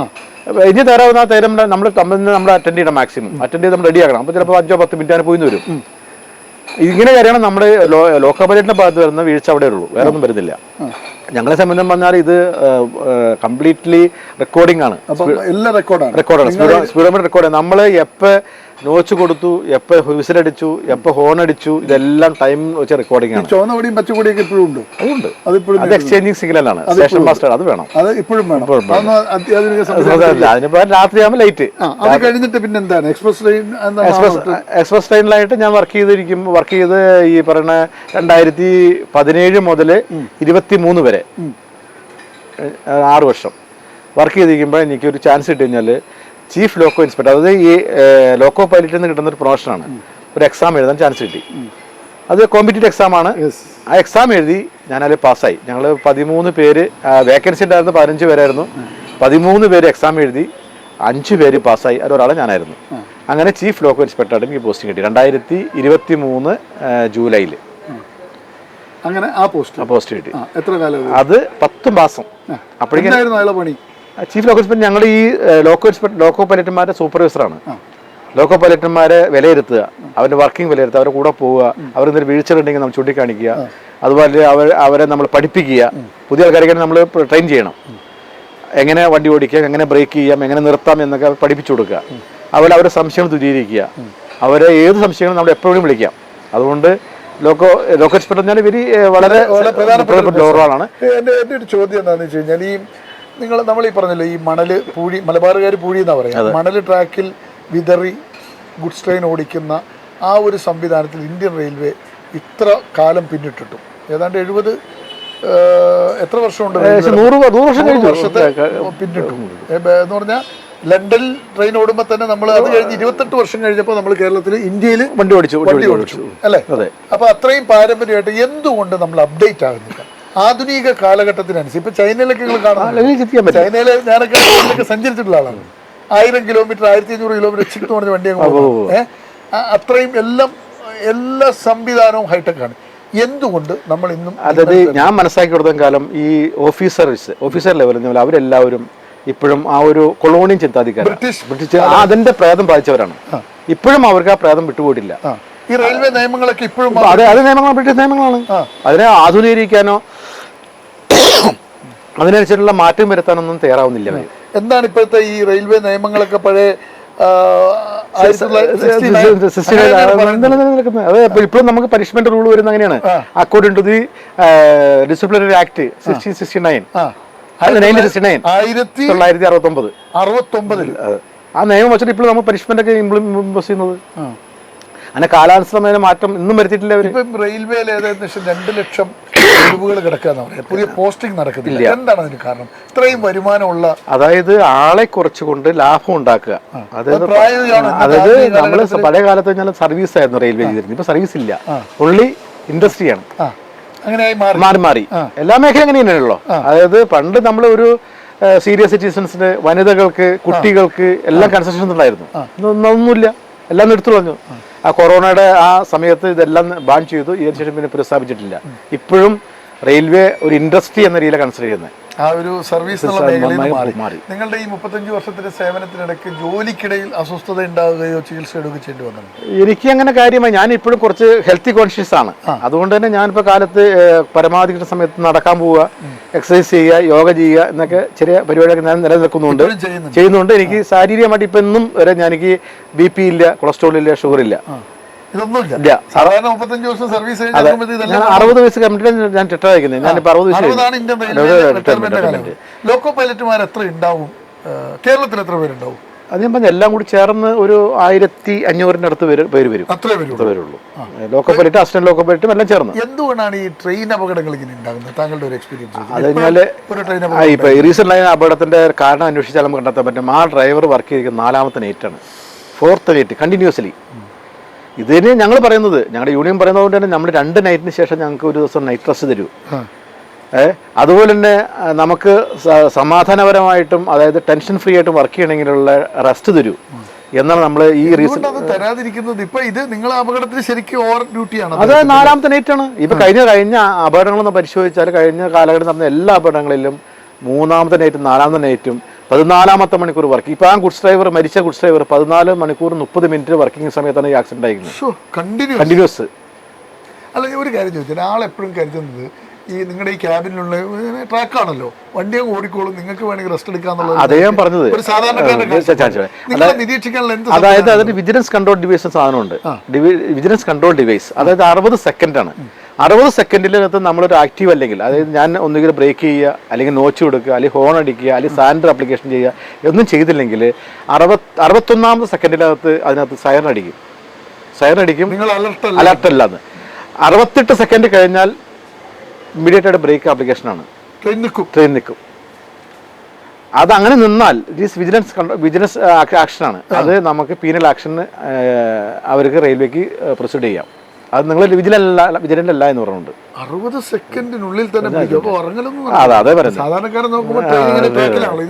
അപ്പൊ 68ാം സെക്കൻഡിനകത്ത് ബ്രേക്ക് പിടിച്ചിരിക്കും, വണ്ടി നിൽക്കും. നിന്ന് പിന്നെ അത് റീസെറ്റ് ചെയ്ത് സമയം എടുക്കും. നമ്മൾ വീണ്ടും കംപ്ലീറ്റ് ഈ സിസ്റ്റം അറിയാമോ? ഇതിനകത്ത് ഇത് കംപ്രസർ ബ്രേക്ക് പ്രഷറിലാണ് ഈ സിസ്റ്റം വർക്ക് ചെയ്യുന്നത്, ബ്രേക്ക് വർക്ക് ചെയ്യുന്നത്. ഈ പ്രഷർ മൊത്തം ഡ്രോപ്പ് ഔട്ട് ആയി കഴിഞ്ഞാൽ പ്രഷർ എല്ലാം പോയി.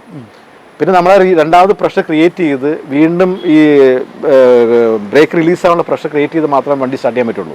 അപ്പോൾ ഇടയ്ക്ക് ഒരു മിനിമം 5-6 മിനിറ്റ് പോകും വണ്ടിയുടെ. ഈ ഡീസൽ എഞ്ചിനും ഈ ഇപ്പം വന്നിരിക്കുന്ന ഇലക്ട്രിക്കലും തമ്മിലുള്ള ഡിഫറൻസ് എന്താണ്? ഡീസൽ എഞ്ചിൻ എന്ന് പറഞ്ഞാൽ നമ്മളൊരു പവർ ജനറേഷനാണ് അത് ചെയ്യുന്നത്. നമ്മൾ ഡീസൽ ഉപയോഗിച്ച് ഒരു ജനറേറ്റർ വർക്ക് ചെയ്യും.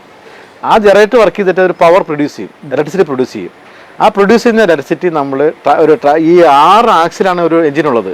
ഈ 6 ആക്സിലും ഓരോ ട്രാക്ഷൻ മോട്ടോഴ്സാണ്. ആദ്യകാലങ്ങളിൽ 400 HP മോട്ടറാണ്. 24 HP, 2400 HP. ഈ ട്രാക്ഷൻ മോട്ടറിലേക്ക് സപ്ലൈ കൊടുക്കുകയാണ്, ഇലക്ട്രിസിറ്റി കൊടുക്കുന്നത് DC. അത് കൊടുത്താണ് വണ്ടി ഓടുന്നത്. അല്ല, നമ്മുടെ ഓട്ടോമൊബൈലായിട്ട് ഒരു ബന്ധമില്ല. അത് ഡീസൽ ഉപയോഗിക്കുന്നത് ഡീസൽ എഞ്ചിൻ വർക്ക് ചെയ്യിപ്പിച്ച് പവർ പ്രൊഡ്യൂസ് ചെയ്യാം. ഡീസൽ എഞ്ചിനിലൂടെ പവർ ഉണ്ടാക്കിയിട്ട്, അതായത് ഡീസൽ എഞ്ചിന്റെ തുമ്പത്ത്, എഞ്ചിന്റെ വശത്ത് ഒരു ജനറേറ്റർ വർക്ക് ചെയ്യാണ്. അതിലൂടെ നമ്മൾ ഇലക്ട്രിസിറ്റി നമ്മൾ ഡയറക്റ്റ് AC എടുത്തിട്ട് ടാപ്പ് ചെയ്തെടുത്തിട്ട് നമ്മൾ അതായത് പവർ റെഡ്യൂസ് ചെയ്യണല്ലോ. എല്ലായിടത്തും ഇലക്ട്രിക് ആയോ?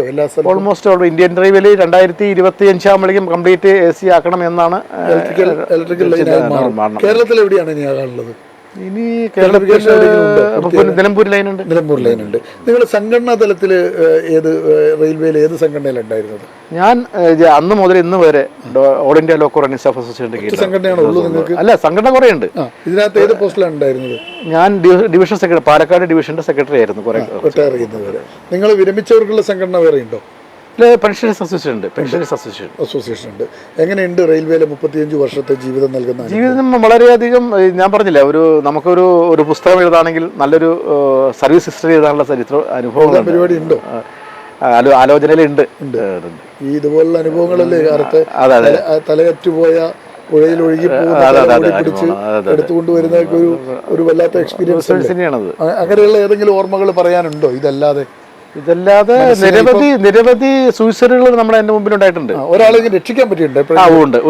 ഒരു ദിവസം ഞാൻ നമ്മുടെ വെസ്റ്റ് കോസ്റ്റ് എക്സ്പ്രസ് വർക്ക് ചെയ്യുമ്പോൾ ഒറ്റപ്പാലം സ്റ്റേഷനിൽ നിർത്തിയിരിക്കാൻ വേണ്ടി സ്റ്റാർട്ട് ചെയ്യാൻ പോകുന്നു. സ്റ്റാർട്ട് നോക്കുമ്പോൾ ട്രാക്കിന് ഫ്രണ്ടിൽ കിടന്ന ഒരാൾ തല വെച്ച് കിടക്കാണ്. ഒരു കാവി മുണ്ട കൊടുത്തിരിക്കുന്ന ഷർട്ടൊക്കെ ഇട്ടിട്ടുണ്ട്, ചെറുപ്പക്കാരൻ പയ്യനാണ്. അപ്പോൾ ഞാൻ ഇവിടെ നിന്ന് ബ്രേക്ക് നിർത്തി. അത് വണ്ടി സ്റ്റാർട്ട് ചെയ്യുന്ന സമയമാണ്, നമുക്ക് കാണാൻ പറ്റും. നമ്മൾ ബ്രേക്ക് നിർത്തി ചെന്ന് വിളിച്ച് ഇവനെ എന്നെ തല്ലാൻ വരാണ്. ചാവാൻ വരെ സമ്മതിക്കില്ല എന്ന് വെച്ചിട്ട് എന്തായാലും അവനെ പിടിച്ച് എഴുന്നേപ്പിച്ച് വിട്ടു. വണ്ടി സ്റ്റാർട്ട് ചെയ്ത് പോകുന്നു. അത് അവിടെ സ്റ്റോപ്പിംഗ് സ്റ്റേഷൻ ആയതുകൊണ്ട് അത് നടക്കില്ല കേട്ടോ. നടക്കൂല, അല്ലെങ്കിൽ അവൻ കഷ്ണമായി പോകും. ഈ മൃതദേഹങ്ങൾ പലപ്പോഴും ചിതറി പീസായി പോകും. അത് നേരെ മുമ്പിൽ നിൽക്കും, തല വെച്ചേ തല മുറിഞ്ഞുള്ളൂ. നേരെ മുമ്പിൽ വന്നു കഴിഞ്ഞാൽ ഇത്ര ഫോഴ്സിൽ വരുന്ന എത്ര മാസം ആലോചിച്ചേക്ക്. ഈ ഏകദേശം 1200 ടൺ വരും ഈ എഞ്ചിനും ഈ ബോഗിയെല്ലാം ചേർന്ന്. ഇത്രയും ഭാരം, ഇത്രയും നമുക്കറിയില്ല എനർജി ഈസി MC² എന്നാ പറയാ. അത് മാസ് ഇൻറ്റു വെലോസിറ്റി സ്ക്വയർ ആണ്. ഇത്രയും ഫോഴ്സിൽ വരുന്നൊരു ബോഡി ഇടിച്ചാൽ എന്താ സംഭവിക്കുക? ചിത്രിപ്പോവും. അതുകൊണ്ട് കൈ വേറെ പീസായിട്ട് പോകും. എനിക്കൊരു അനുഭവം ഉണ്ട്. ടീ ഗാർഡൻ എക്സ്പ്രസ് വർക്ക് ചെയ്യുമ്പോൾ മങ്കര സ്റ്റേഷനിൽ വന്ന് ഇതുപോലെ ഒരു പാർട്ടി സെന്ററിൽ നിന്നു. 110 സ്പീഡിലാണ് വണ്ടി പോണേ.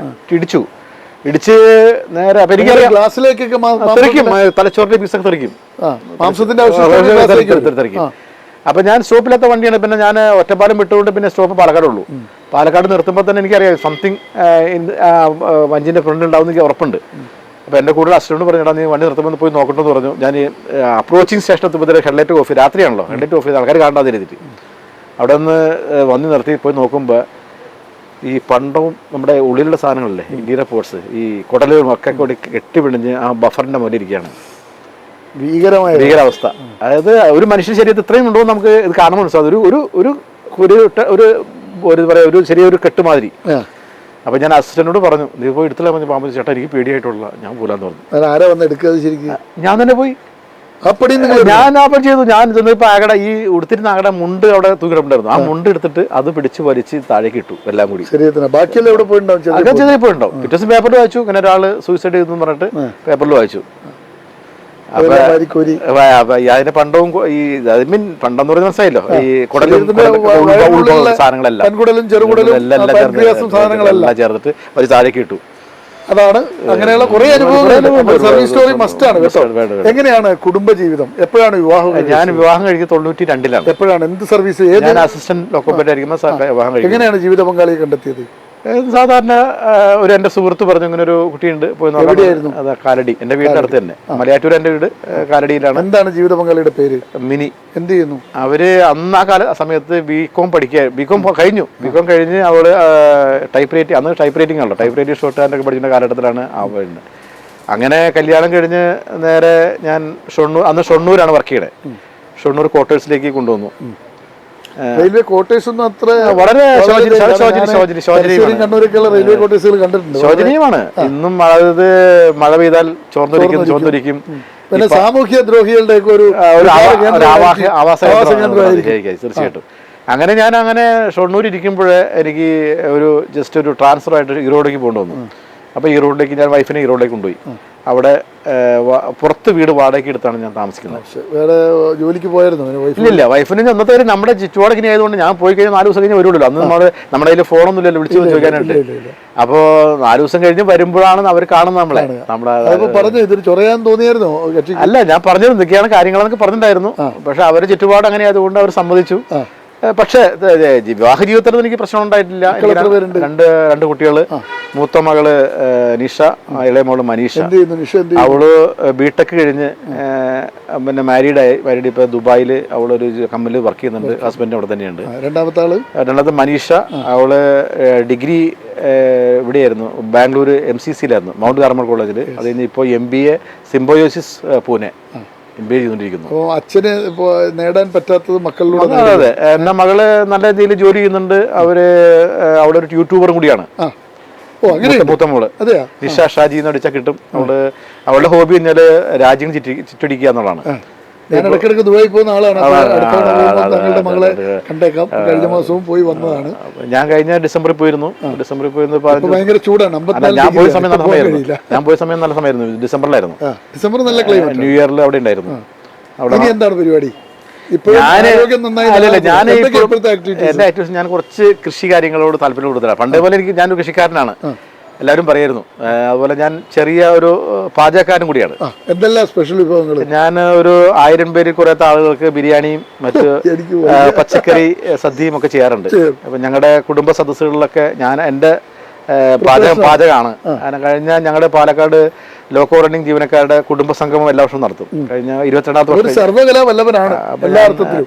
അപ്പൊ ഞാൻ ഇപ്പൊ വീട്ടിലാണെങ്കിലും ഞാനുള്ളപ്പോ ഞാനാണ് കറികളൊക്കെ ഉണ്ടാക്കുക. 35 വർഷത്തെ അനുഭവ പരിജ്ഞാനം വെച്ച് റെയിൽവേയിൽ ഉണ്ടാകേണ്ട മാറ്റങ്ങളെ കുറിച്ച് താങ്കളുടെ ഒരു സങ്കല്പം? മാറ്റങ്ങൾ കാലോചിതമായ മാറ്റം അനിവാര്യമാണ് എല്ലാ മേഖലയിലും. ഇപ്പം റിട്ടയർ ചെയ്ത പോസ്റ്റിംഗ് ഇല്ല അല്ലേ?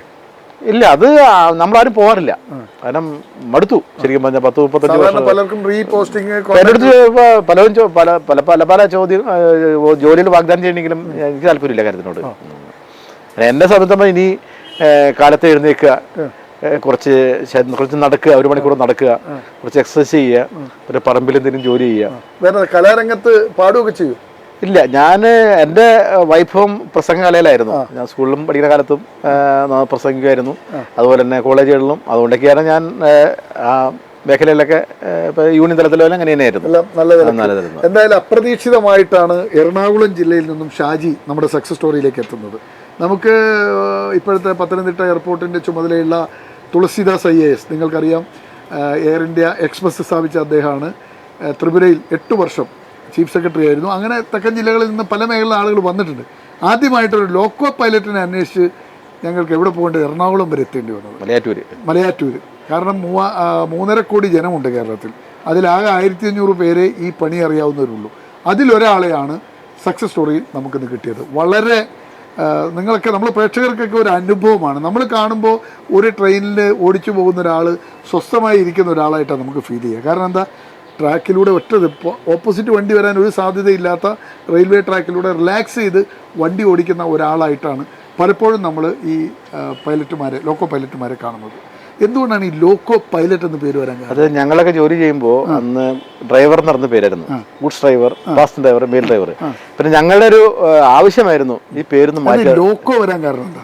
പൈലറ്റ് എന്ന് പറയുമ്പോൾ ഇത് വരുമല്ലോ, നമ്മുടെ ആകാശത്ത് പോകുന്ന ലോക്കോ പൈലറ്റ് ഞങ്ങൾ പറഞ്ഞാണ് വാക്ക്. അങ്ങനെ നേരിട്ടാണ് ഞാൻ ഫ്ലൈറ്റ് നേരിട്ടാണ്. ഡ്രൈവർ എന്ന് പറയുമ്പോൾ ലോറി ഡ്രൈവറും ബസ് ഡ്രൈവറും എല്ലാ ഡ്രൈവറും ഇല്ലല്ലോ, അതിനേക്കാൾ മേലെയാണ് നമ്മൾ. 1500-2000 ആളുകളാണ്. എന്തായാലും കൊള്ളാം പ്രേക്ഷകരെ, നമുക്ക് വലിയ പാഠമുണ്ട് ഇതിൽ. കാരണം മനുഷ്യൻ്റെ ജീവിതത്തിൽ ഈ മൃതദേഹമൊക്കെ ചിതറി ഗ്ലാസ്സിലേക്ക് വരിക, ചോര പുരണ്ട കൈകൾ തൻ്റെ ഗ്ലാസിൻ്റെ മുകളിലൂടെ വരിക, തല പോയിട്ട് അറ്റുപോയ തല എടുത്തിട്ട് വരിക. ഇതൊക്കെ സാധാരണ പോലീസുകാർ അവരുടെ ഡ്യൂട്ടിക്കിടയിൽ ചെയ്യുന്ന നമ്മൾ കാണാം. അവരിപ്പോൾ ചെയ്യാറില്ല, അവർ വേറെ ആളെ വെച്ച് ചെയ്യിക്കാറാണ്. പക്ഷേ ഇതൊക്കെ നേരിട്ട് ചെയ്യേണ്ടി വരുന്ന ഒരു ലോക്കോ പൈലറ്റിൻ്റെ മാനസിക വ്യവഹാരങ്ങളിലൂടെയുള്ള ഒരു യാത്രയാണിത്. എഞ്ചിനീയറാകാൻ മോഹിച്ചു, ലോക്കോ പൈലറ്റായി 35 വർഷം. പക്ഷേ മക്കളെയൊക്കെ ആ ലെവലിൽ വളർത്തിയെടുത്തു. വലിയ സന്തോഷത്തിന്. എങ്ങനെയുണ്ട്, സംതൃപ്തമാണോ ജീവിതം? ഞാൻ വീട് ആണെങ്കിൽ പാലക്കാട് ഞാൻ സ്ഥലം വാങ്ങിച്ച് വീട് വെച്ചിരുന്നു. പാലക്കാടേക്ക് അതിനുശേഷം നാട്ടില് വീട് വെച്ചു. നാലക്കാട് ഞാൻ ജോലി ചെയ്ത് പാലക്കാട് ആയതുകൊണ്ട് 24 വർഷം പാലക്കാട് താമസിച്ചു. ഹാപ്പിയാണ്. ഇപ്പൊ നാട്ടിലും വീട് വെച്ചു, പുതിയ വീട് വെച്ച്, പുതിയ വീട് റീസെന്റ് വെച്ച വീടാണ്. അപ്പൊ പ്രേക്ഷകർക്ക് ഈ എപ്പിസോഡ് നല്ല നിലക്കൊരു അനുഭവമാകട്ടെ, അനുഭവമാകും എന്ന കാര്യത്തിൽ ഒരു സംശയവുമില്ല. വളരെ ദൂരെ നിന്ന് നമ്മുടെ ഈ പരിപാടിക്കായി ഇവിടെ എത്തി സക്സസ് സ്റ്റോറിയിൽ ഈ ദീർഘനേരം നമ്മളോടൊപ്പം ജീവിത അനുഭവങ്ങൾ പങ്കുവച്ച ഷാജിക്ക് സക്സസ് സ്റ്റോറിയുടെ നന്ദി, നമസ്കാരം.